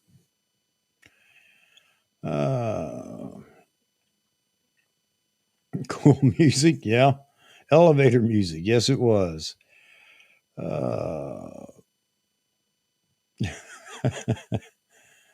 Let's see. Oh, I was competing with the music. Sorry about that, folks. Sorry. I should have turned it off as soon as I walked back in. Battery life's the bane of mirrorless cameras. Yes, it is.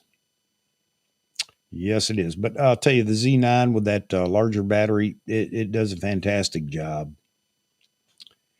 Not many people can see the difference, but that's not stopping everybody from going to 4K anyway. So I agree with you in a lot of cases, Roy. But David says, I have 4K monitors on the computer, and there are a lot of people that watch a lot of YouTube on their TV now. Thanks, Gustavo. The MGM line. There you go. All right, Jeffrey. Sorry if you've already gone. Sorry I missed you, but have a good night, sir. Thanks for dropping in. Always enjoy your comments. So, well, I always enjoy everybody's comments. That's what makes the show.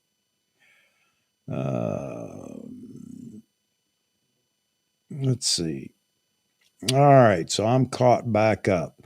So as I said before, for me, the Z8 is going to be the same processor as the Z9, same sensor. It just makes sense.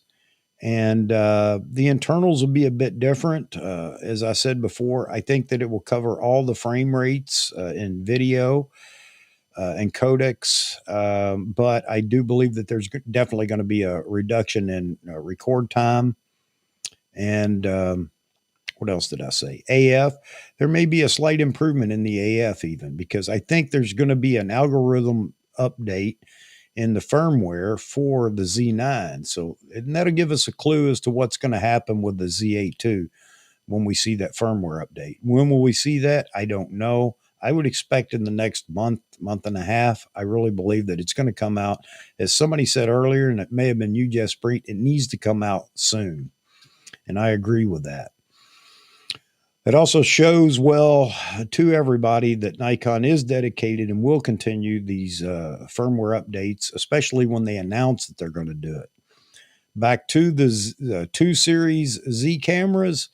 Again, challenged the guy today to show me where Nikon Corporation specifically made the statement that the 2 Series would get firmware updates. And when you confirm that, make sure you confirm what those firmware updates are going to be, because people are still under the understanding that, and it's all because the original Z bodies, Z6 and Z7, got a firmware update that updated their AF. And we assumed that the same thing would be coming for the 2 Series. But I don't think we can any longer assume that that's going to be the case for the 2 Series. I don't know.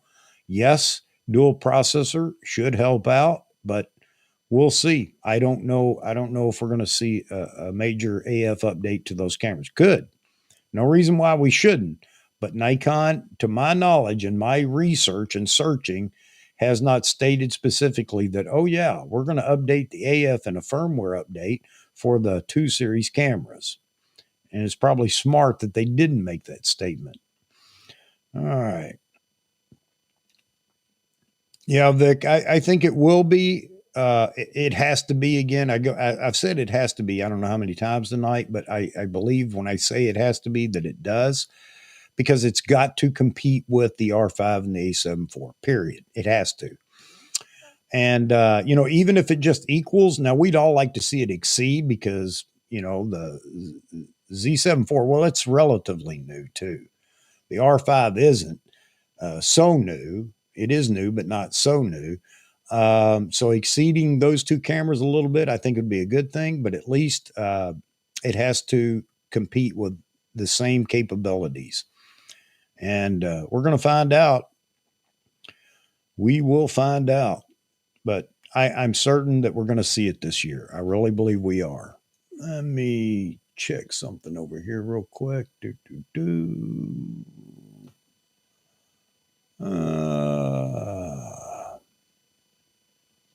Make sure. Sorry, folks.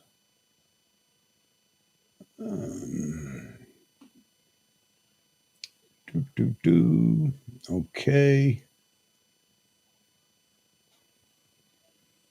I thought I had another message coming from one of my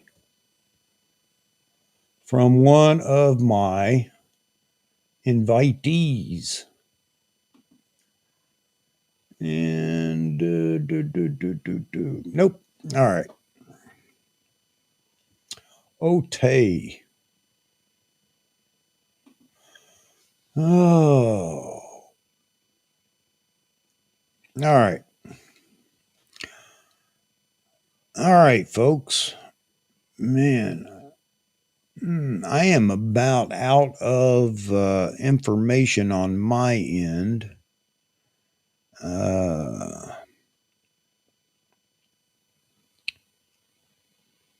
So I think it's not too far from shutting it down. I don't usually say that on my Saturday night live stream, but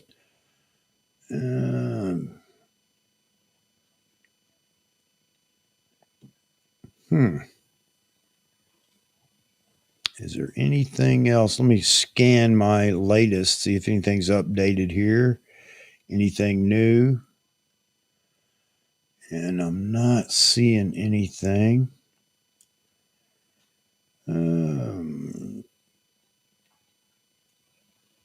Yeah, I guess you guys were just talking about this. Nikon rumors current shipping date for new Nikon Z9 orders in Japan is January. Wow. Wowza. I don't know where it's coming from.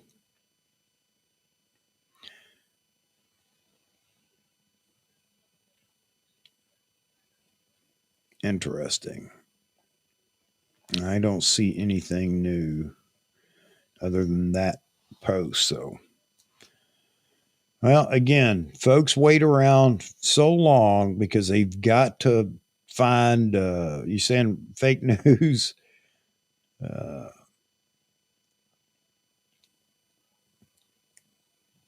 hmm. Yeah, I don't know. I don't know if it's fake or not, Roy. I don't know. Um, Nikon needs to do something about that as well. Up their game a little bit. If they got to put a third shift on, they just need to do it. Unless they are completely out of parts, and that could be the possibility. Um, how about discussing? There we go. Let's see. Discussing lighting then. Now, fine by me, Roy. Let's see. Another comment here. Let's see. When are you doing the lighting show? That will be Wednesday, folks. Wednesday. So that's the afternoon live stream. I don't know how many people are going to be able to watch live, but hopefully you can. If not, then you probably want to catch the replay, or not replay, but see it after it's downloaded on YouTube. So Wednesday, 12 o'clock noon Eastern on Wednesday, we're going to start the live stream as we do every Wednesday. My beautiful stepdaughter will be here, and it's kind of I help her, she helps me. We're going to go through, it won't take long, go through her thumbnails that she needs for her site. That's just flat lighting on a white background because she has somebody that edits her stuff for her, and they're just going to pull her off of the background to use in all the things that she needs to use it in. But we'll go through that real quick. So anybody wants to see flat lighting, flattering lighting, but flat on a white backdrop, you get to see that. And then once she has what she wants, then I'm gonna use some other backgrounds, a gray or maybe the cocoa background, and we're gonna do some creative lighting and just experiment and play with it, because that's how you learn lighting. Don't think that you're just gonna, all these people you see that have all these beautiful portraits with lighting and things like that. You know what? They experimented. They're not showing you they're experimenting. They're not showing you what they did up front or how many failures they had, because that's how you learn lighting, is experimenting with it. There are some setups that are pretty easy and anybody can learn and pick up in a day or so. But the creative lighting, those photos that you think are just, man, that's just remarkable, that's through experimenting with lighting. So we're going to do that Wednesday as well. And then she's only going to be able to spend maybe 2 hours. So after that, and you're going to get to see it right through the viewfinder. I'm going to have the camera set up, the Z9 set up with uh, the wireless video connection, so you can see what I see through the viewfinder or on the back screen. And let's see what else. I'll show you the photos right out of camera as we take them. Every now and then I'll pause and go back, and you can see each photo and see what it looks like. These will be right out of camera. And once we finish and she takes off, then I'm going to edit a couple of them just to play with it and show you what can be done. Now, here's the kicker, and you've heard this before, and it's absolutely true. The closer you get it in camera, the better off you are when you go to edit, especially with lighting. So we'll try to do that. I'm going to listen to you guys, and I want you guys to chime in, or anybody that's in here, and tell me what you'd like to see next, what you'd like to try next by moving the lights, adding lights, subtracting lights. I'm going to show you some things with using reflectors, because I'm going to use that in the creative portion. I have my own homemade V flats, and we'll use that to subtract light or add light and everything else. And so what I'm saying is it's going to be a lot of fun. It's going to be a lot of trial and error. I have some go-to setups, but I think this time I want to do some more experimenting with you guys and let you call some shots and tell me what you think and what we need to do. So that's the plan for Wednesday in the lighting show. We're going to have a good time with that. Barring any technical difficulties. And you know how that goes when you're live and you got uh, wireless video feeds and multiple camera angles and things like that. Anything can go wrong in May. So, but we're going to work through it. Mozman, the birds are coming back. I even heard the shoot. I'll think of it in a minute. My geese are back, of course, but here the last couple of days they've stayed up at the other end of the refuge or waterfowl area. I haven't seen them down here where I live. The ducks been very few and far between. I did see some hooded mergansers the other day, but they're so man, you breathe out there and they take off. So I just haven't had a chance to go sit for 3 or 4 hours, and that's what it takes to get the ducks or the mergansers. But I haven't seen them for the last few days either. My kingfishers, that's what I was trying to think of. I have a few kingfishers that are always around here in the summer. I did hear them a couple of days ago, and I thought I saw them going by at Mach 5, but that was the only time I heard them. And I'm waiting for them to show up too, because that's kind of one of my bucket list photos is to catch a kingfisher, touching the water. Even with the Z9, I can tell you right now, it's going to be a chore for me. So, but I am going to try to get it this year. All right. And Agnetha asks, perfect segue into the Z9. Much better, Agnetha. I've definitely enjoyed shooting a few things out in the back.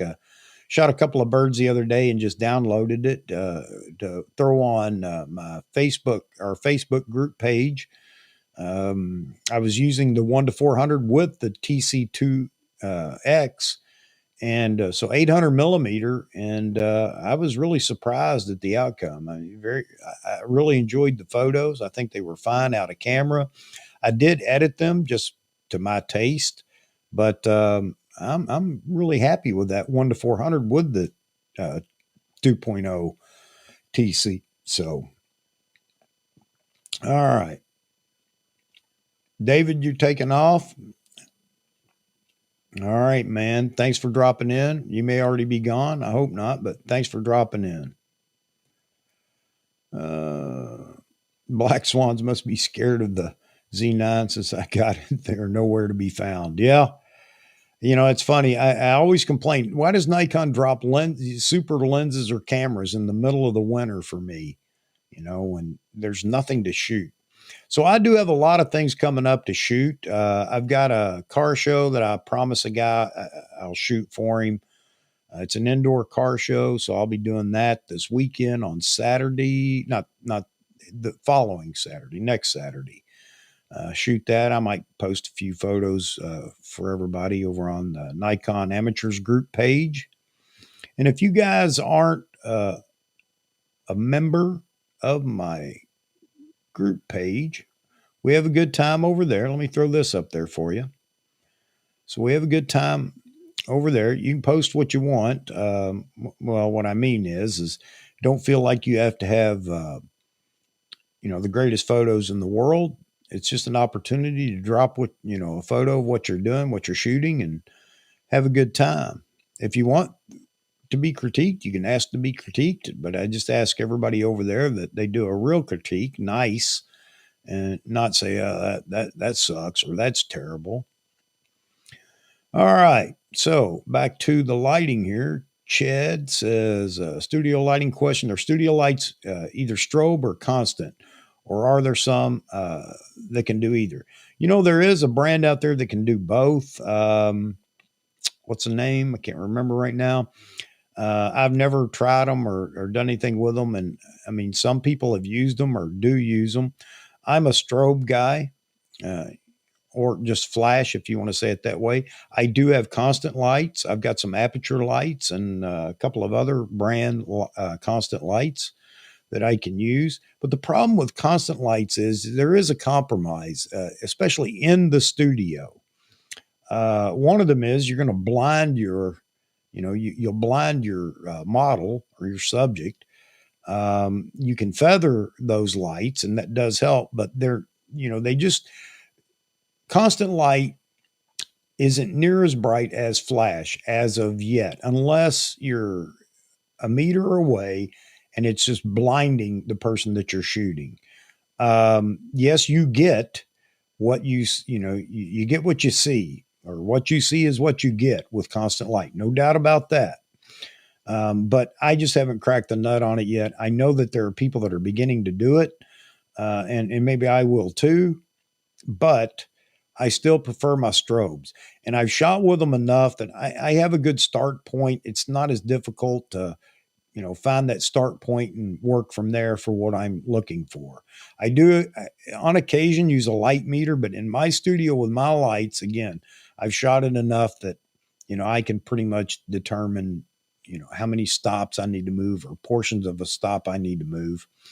And and have a pretty good, start point to begin with. So I'm a strobe fan, and I have, both, Pro Photo, and I have Flashpoint, which is Godox. Flashpoint's just the brand name that Adorama sells. Same light, just Adorama rebrands it as Flashpoint. I like buying the Flashpoint because I get them from Adorama, which means I have some kind of control over if I have a problem with them or whatever. I can just go right back to Adorama.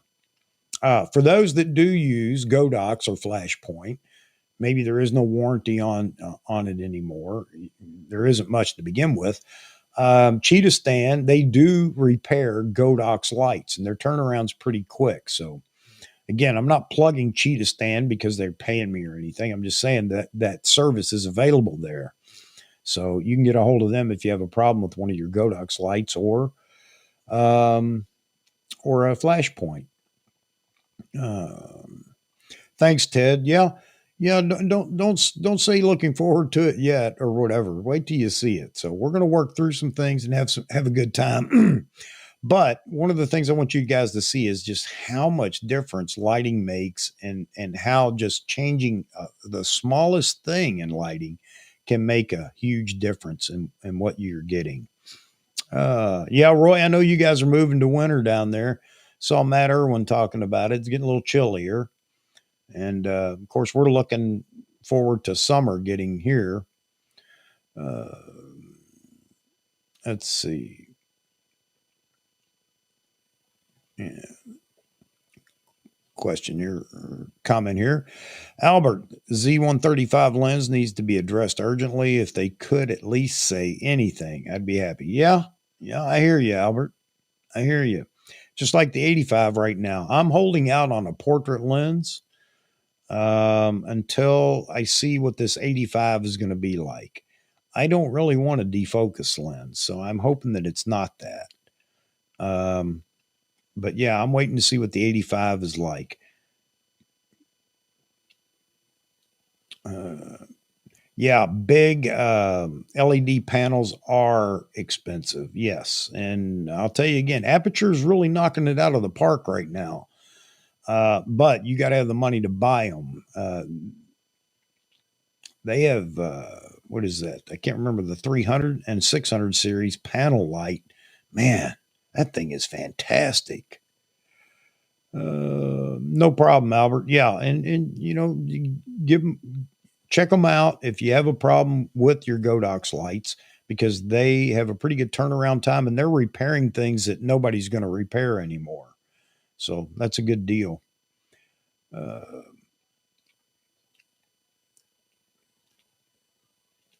Yeah, cheap strobe's okay. Yeah. You know what? And that is so true. And you're going to hear everybody talk about, Seth Miranda just did something talking about his Pro Photo flash, and they're fantastic. Don't get me wrong. And yes, you're going to get a quality product with Pro Photo, no doubt about it. But if you can't possibly swing Pro Photo, there's nothing wrong with, especially if you're just learning lighting or just experimenting with lighting, nothing wrong with Flashpoint or Godox. Okay, nothing wrong with that at all. Whether it's a on-camera flash, a speed light, or off-camera flash, and all their different levels of flash that they have. You can't beat the prices, and it's a great opportunity to experiment. Now, you have to make the choice whether you want to get totally in bed with Flashpoint and Godox and really climb the ladder with all their lighting, because then if you find that, well, maybe I've hit a point where, I want the best of the best, then you've invested a lot into Flashpoint and Godox that maybe you shouldn't have. So again, you just got to make a decision at some point. Am I going to stick with my Flashpoint speed light? And there's nothing wrong with them. They're good. However, they have been known to break. Or am I going to go ahead and invest in Profoto? And unlike light stands, you buy cheap stands and you're going to buy a lot of them. If you want to invest in C stands or something like that, especially if you're going to do a lot of indoor work, then C stands are the way to go. They're going to pay for themselves, versus 15 broken little aluminum flimsy light stands. So, okay, yeah. Tog Life just did Rembrandt lighting, yep, and loop lighting. It was very informative. I even enjoyed watching. I enjoyed watching it as well. And I've commented several times to him on his little lighting videos. A lot of people don't understand when you talk about Rembrandt lighting or loop lighting or things like that, butterfly lighting, clamshell lighting, all these things that you use in portraiture. And I'm glad to see that he's kind of throwing that out there, because most people are embarrassed to ask, or they want to act as if they know. They're just going to set a light stand up, aim it where they think they need to aim it, and whatever. So I think he's doing a bang up job on that. I always comment on his videos when he does it. All right, Roy, pleasant 26 degrees here. Or 27 degrees Celsius. So what is that? 40, 60, 70, 73, 75 degrees, somewhere in that Fahrenheit, somewhere in there. That's my math quiz for the night. No, I'm not going to do any on-camera flash this Wednesday, only because, I have a limited time with her. I don't have models. And I'm not scouring Instagram to get models. My wife would have a fit. She'd throw a fit. But I'm only going to have her here for so long. So we're going to break out all the big lights and try to get through as much as we can. And again, I want you guys to enjoy it and have fun and ask questions, make suggestions, and we're going to try it. We'll tackle some of your, hey, try this. We'll try it.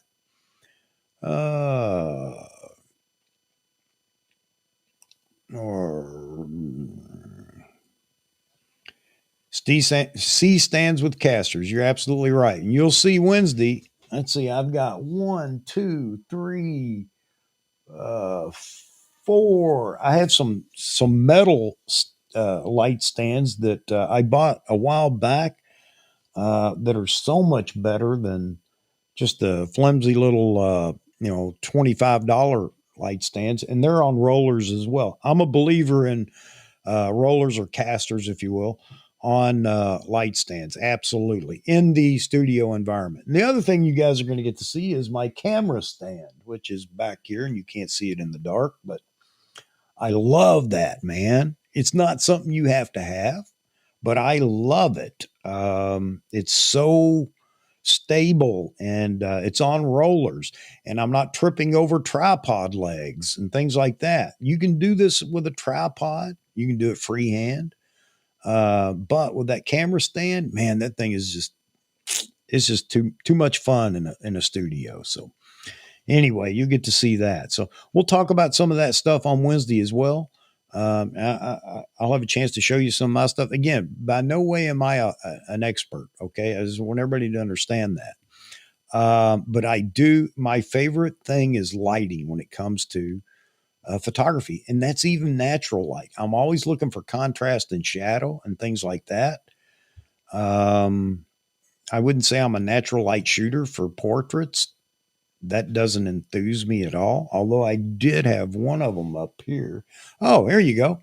So the photo in the background here, this. I had said something to somebody the other day about outside. You can see direct sunlight. Well, it's not. They're almost backlit. They're kind of side lit. So how do I get the exposure on the faces? I pulled a Joe McNally trick. This was at a car show last year. And these are some of the girls that work for one of the insurance agencies. They attend all the shows and advertise and whatever. Anyway, fantastic girls. I wanted to take a photo of them, but if I do it in just pure shade, then I've got the major uh, difference between shadow and full sun. And now I'm competing with the sun and I'm trying to average the two. Anyway, long story short is it's just a pain. You can do it, but it's tough. If I shoot them in full sun, then they're squinting and they're blown out and you name it. It's always a problem. I know a lot of people say just get between the sun and the subject, and yeah, that can help as well. But what I'm getting at here is for this photo, I found a big box truck. Somebody said, "What's a box truck?" Okay, it's one of those big delivery trucks, except for the sides. The box on the back of it was pure white, and so I moved them over there where the sun was hitting the box truck. Where the box truck became a giant reflector, and so this is what I got outside in the middle of the day.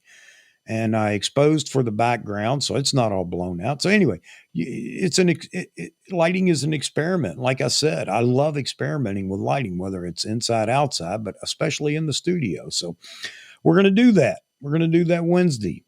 I don't know how much we'll get done on Wednesday, but if you guys enjoy it, then we'll do it again. So there you have it. And it really gives me a chance to get the Fill Flash would have worked too, but I didn't have Fill Flash. I was out there shooting a car show. I didn't have Flash with me. And I thought, okay, let's go try the Joe McNally trick. And it worked out. They were really happy about it.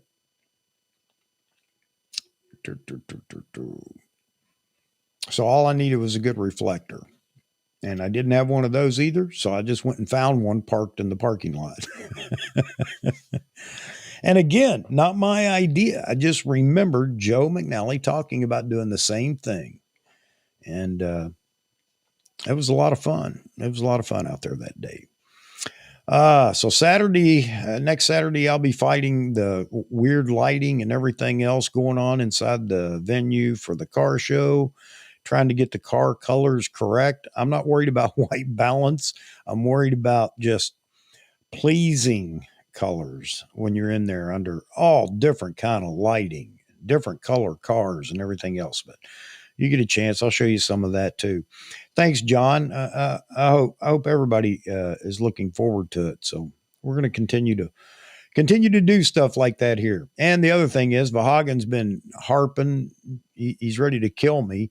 He wants me to start posting some videos. So been working on that, playing with Final Cut Pro. I don't want to put something out that's terrible. So I've been playing with that, and I'm going to try to get some videos put together. Not near as polished as theirs, Josh and all them, but I'm going to try to get some short videos out there. If nothing else, just talking about some of the stuff around the studio and things like that, and generate some questions, and then we can maybe do a shoot based on the questions it generates. Yeah, find somebody with a tinfoil hat. Oh man, no doubt about it. One thing at the car shows, you don't see a lot of those people. They're kind of down to earth people. You might know what I mean by that. They're of a certain political persuasion, so. But I'm looking forward to it. It's going to be fun to get out and shoot one of those again and help out my buddy, give him some photos. He runs a newspaper that's services the tri-state area up here. And it's all about motorsports, car shows, and things like that. All right. But yeah, that's the plan for Wednesday. So be prepared, make suggestions, have a good time. I'm going to try to mic up my stepdaughter. So you guys, well, I won't be able to do that for her thumbnail shots, but I think when we start playing with some posing and lighting, I'm going to try to mic her up, and I'll be mic'd up too, so that you guys can hear what's going on. Again, you're going to get to see right through the camera, and you're going to get to see the photos as I take them. I'll be shooting both with the wireless transmitter, so that I can switch to that. You can see what the camera sees with all the information on the camera, all the settings and everything else. And I'm going to be tethered to the computer and shooting through or with, what am I going to use? I can't use Lightroom because Lightroom doesn't work yet. I'll be shooting with Capture One 22. So tethering with Capture One and saving to a folder, and then I can pull those photos up from time to time and show you what we just shot. So yeah, it's going to be fun. Going to be fun. And I think I will be shooting in only JPEG, because I'm not sure Capture One 22 recognizes Nikon RAW yet. So if it does, I'll be capturing both. But if it doesn't, that's fine. I know that the JPEGs are working, and well, I'll just be shooting in JPEG. So either way, you get to see what's going on. You get to see the product right out of camera. And then after we finish shooting, we'll just do some quick edits on a couple of things just to show you the difference between bad lighting and good lighting and how much easier it is to get it right in camera. Let's see. Well, I have Capture One only because of the tethering, because for the longest time, I don't think Lightroom recognizes the Z9 yet. I'm not sure, but I don't think it does. I know it did in the Z6 for the longest time. And that's why I got Capture One, because Capture One was on it, man. And I would like to get rid of my ACR, well, the Adobe suite that I have, that I rent. I'd like to get rid of that completely. And I thought maybe Capture One is going to allow me to do that. And it may yet. It may yet. So I may be able to get rid of Adobe. I'm just kind of tired of Adobe. I paid a fortune for that. Am I going to start with 3-point? No, sir. No, I'm not. I am going to start with basically, you could call it 2-point. It's really 1 point because I'm shooting flat. I'm just going to light the area of the background that she's captured in and light her flat frontal. And because that's exactly what she needs for what she's doing. After that, then yeah, we may go 3-point, 4. We're going to experiment. We'll try clamshell right off the bat too, so everybody gets to see clamshell. What else?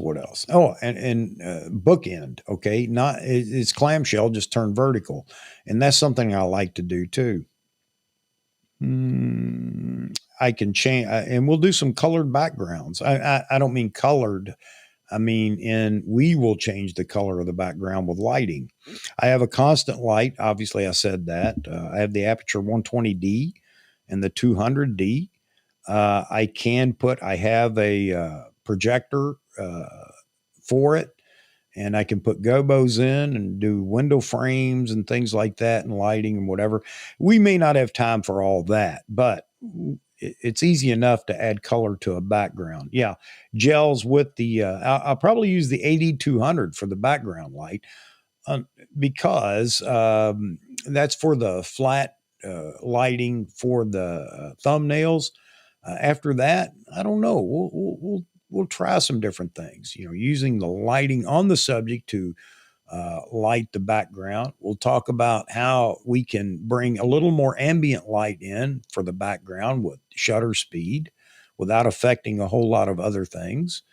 So if you're not at all familiar with lighting, I can give you, we're going to talk about some of the basics that are really that kind of make a difference, and learn that right off. And these are kind of some of the principles of lighting, because we're going to use those principles. And yeah, I hope everybody gets something out of it. If you're proficient, studio lighting, portrait lighting person, then no, it's going to be, it may be a little bit boring or whatever. I don't know, maybe not. But I had said this over on Nikon Amateurs Group, talking about some of the people, talking about lighting. And I said I was going to do this. And so here we go. We're going to do it. So those that don't know anything about lighting, I think you'll have a good time and really get a lot out of it.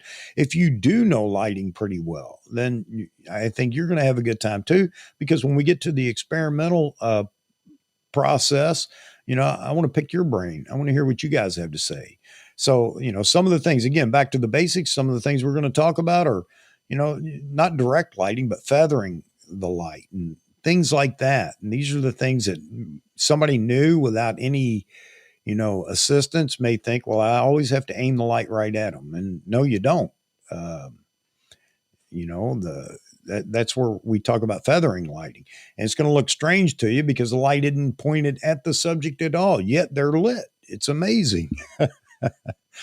I have the 7-foot umbrellas that I can use as well. But again, we're not going to have enough time to get into everything. But let me see. Hang on. I'll give you an idea here.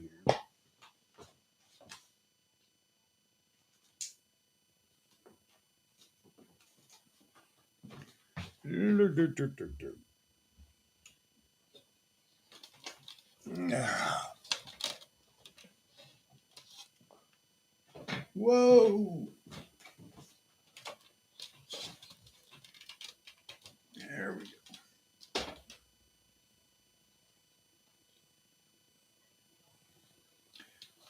My monitor.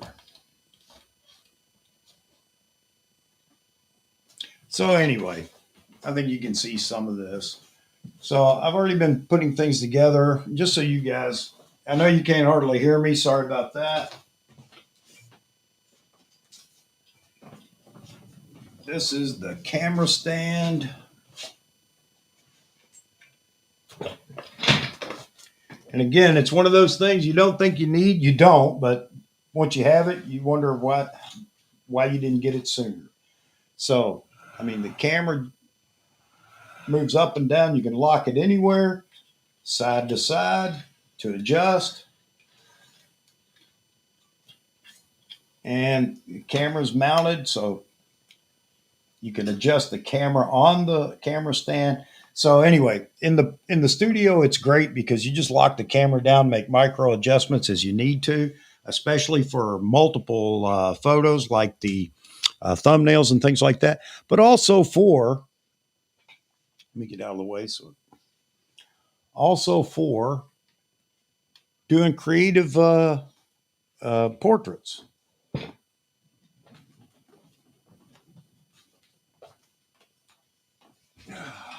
This is my video tripod with, I don't know if you guys can see it. This is the V-mount battery back. I put a V-mount battery. It powers the camera and everything, all the accessories on the camera. So you may recognize these things. This is the EL5. I don't know if you can see it very well or not. Get it up here in this light. I can get the light.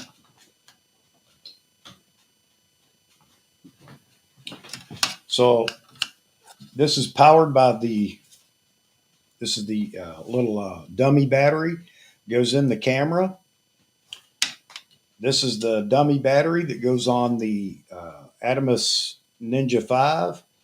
And then the battery itself has DTAP ports to run any other thing that you have mounted on the camera. The Z6 is what I'm using right now. And I can just pick it off the tripod and it mounts right here on top, just slides in with an Arca Swiss plate on the bottom, locks down, and we go to town. So that's the grab and go, run and gun, and this is the setup for video. And then all the different lights that are already set up with, I really can't see that one. Already set up on C stands, which are all mobile rollers.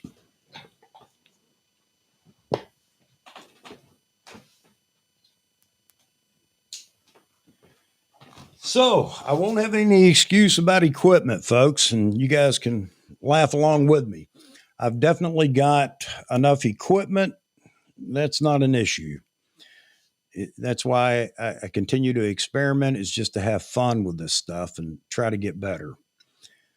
Oh, so the 8200 that you mentioned, Roy, yeah, I think this is a great little light, man. I really do. It's so versatile, and I'm running it with a bulb instead of the Fresnel head. So it comes in handy for a lot of things. Yeah, I can set up the Pro Photo lights aren't even set up in here. They're behind the backdrops right now. Um, but that little 8200 is perfect for what I'm going to use it for. And it's great to add color to the background. And I'm going to show everybody, maybe I'll have a chance to show both. I was explaining to somebody the other day, they were trying to light a white background. You get a pastel color and it's very faint, and you really have to pump the juice up to get color in a white background if you're trying to add color to it.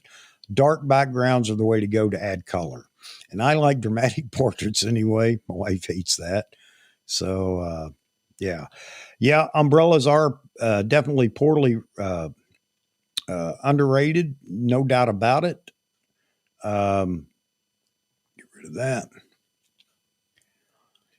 You got the yeah, John, I do. It's taken a long time. I used to say um, I didn't buy it all at once. This is over the years. I wait until I find a great deal or sale on something I know I want. I may have wanted it for a year or two, but finally there's this great deal out there and I'd buy it. Same thing with all the equipment for the video and stuff like that. I didn't buy it all at once. I only bought it when there was a good deal on it. Yeah, the camera stand is brand new. I just got that during COVID, and that was a chore, man. Researched it, found B&H had them, but they didn't have the one I wanted in stock. And they kept saying, they were very nice about it, though. I kept checking, and they said, yeah, we know, but there's an issue, right now in COVID and shipping, and I don't know. So I went right to the distributor, and it's made in South Korea. It's Studio Titan is the brand, and great reviews on it. I like this much better actually than the what is it? The big is it Manfrotto camera stand, or I can't remember the name. Anyway, I like this better. And I found the distributor is up in Canada. So David's gone already. I'd say, yeah, good on you, David. And contacted them. They sold it. They sell direct as well. And I got it within a couple of weeks, 3 weeks, I think. So, yeah, that's the camera stand. Yeah, thanks, Agnetha. Again, it's just something I've built over the years. Uh, yeah, the Fresnel head. Well, I don't have a problem with them, but I think that the bulb is much better in most cases on the 8200. And we'll talk about some of that for those that aren't familiar with all this stuff. I'll take a minute to kind of explain each thing we're working with.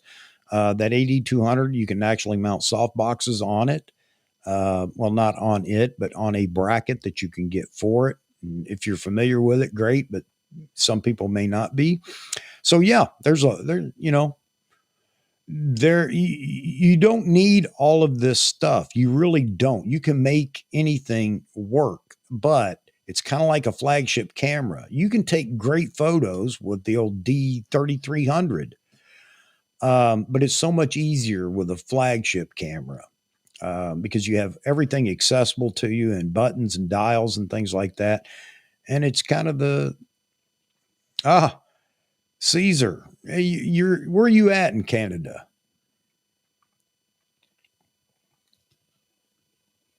Yeah, the bulb and reflector do give the best light. I'll grant you that, Roy, no doubt about it. So yeah, the main distributor for the Americas is in Canada for the Studio Titan. So again, it's not cheap. Don't I'm going to tell you, it's not cheap. It's not for everybody. But at the time, I wanted it and I had saved for it, and I bought one. Alberta, okay. Where are they at? They're just what's right across the border from Michigan. Uh, that's where Studio Titan America's headquarters is. So yeah, contacted them. They said, "Sure, we got it." Called B&H back and said, "Hey, I'm sorry, I'm just going to go directly to." And they were very nice about it. They said, "I don't blame you a bit. You know, we can't get it right now for whatever reason, but evidently you can. So drive on." All right.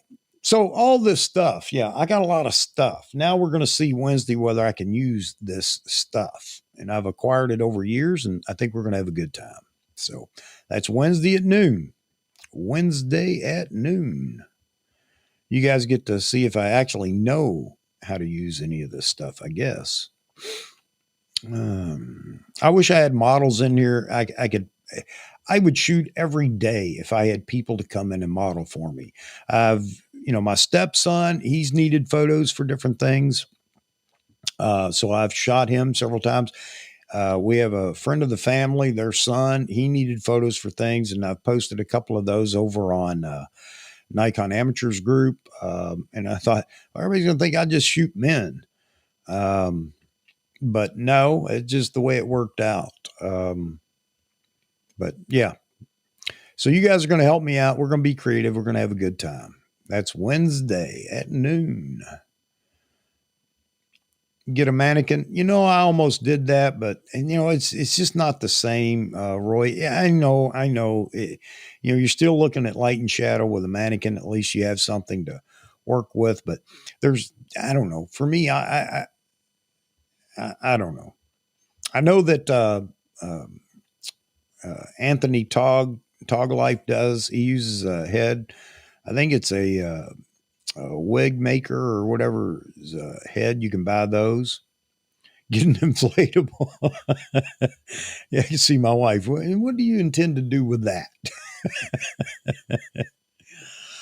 Probably worse than this is Sherry. She's off Instagram and she's come over for some photos. She probably wouldn't be happy with that either.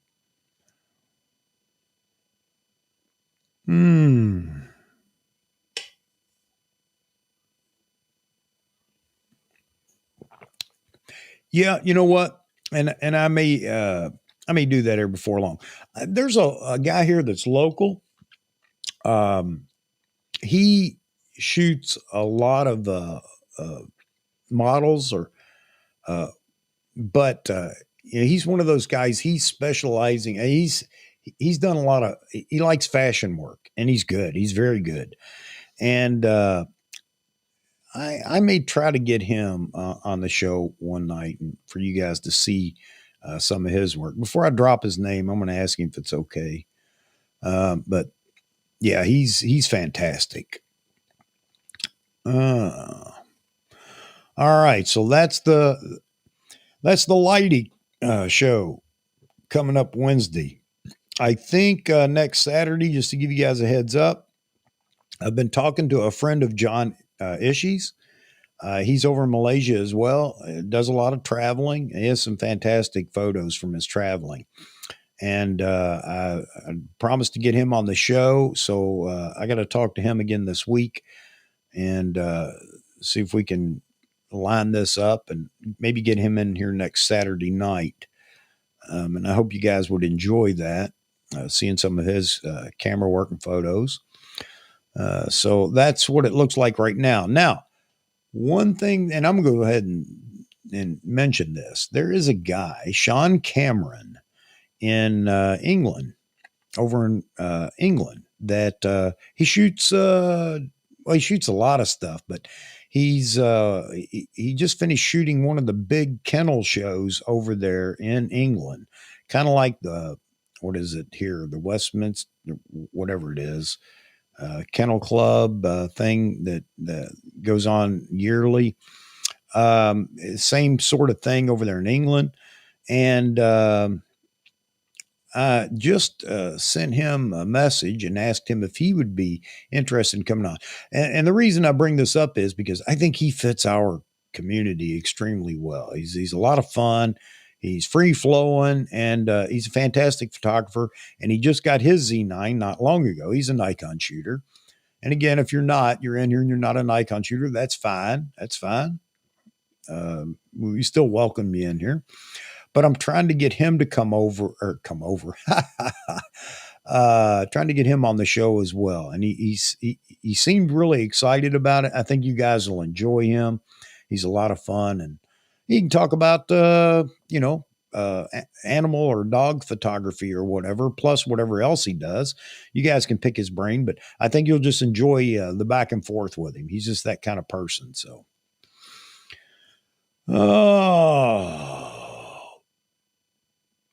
yeah, you're right, Roy. It really makes a difference in at least getting your lighting set or in the ballpark where you want to be. You're absolutely right about that. So I'm usually using a vase or something.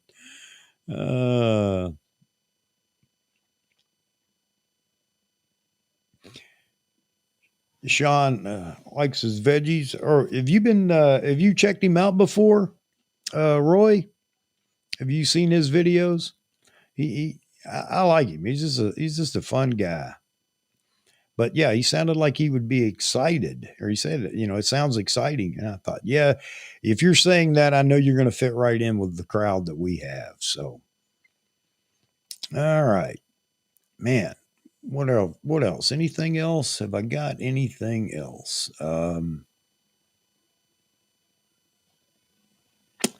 No, just checked him out. Yeah. Fun guy, huh? Sean Cameron.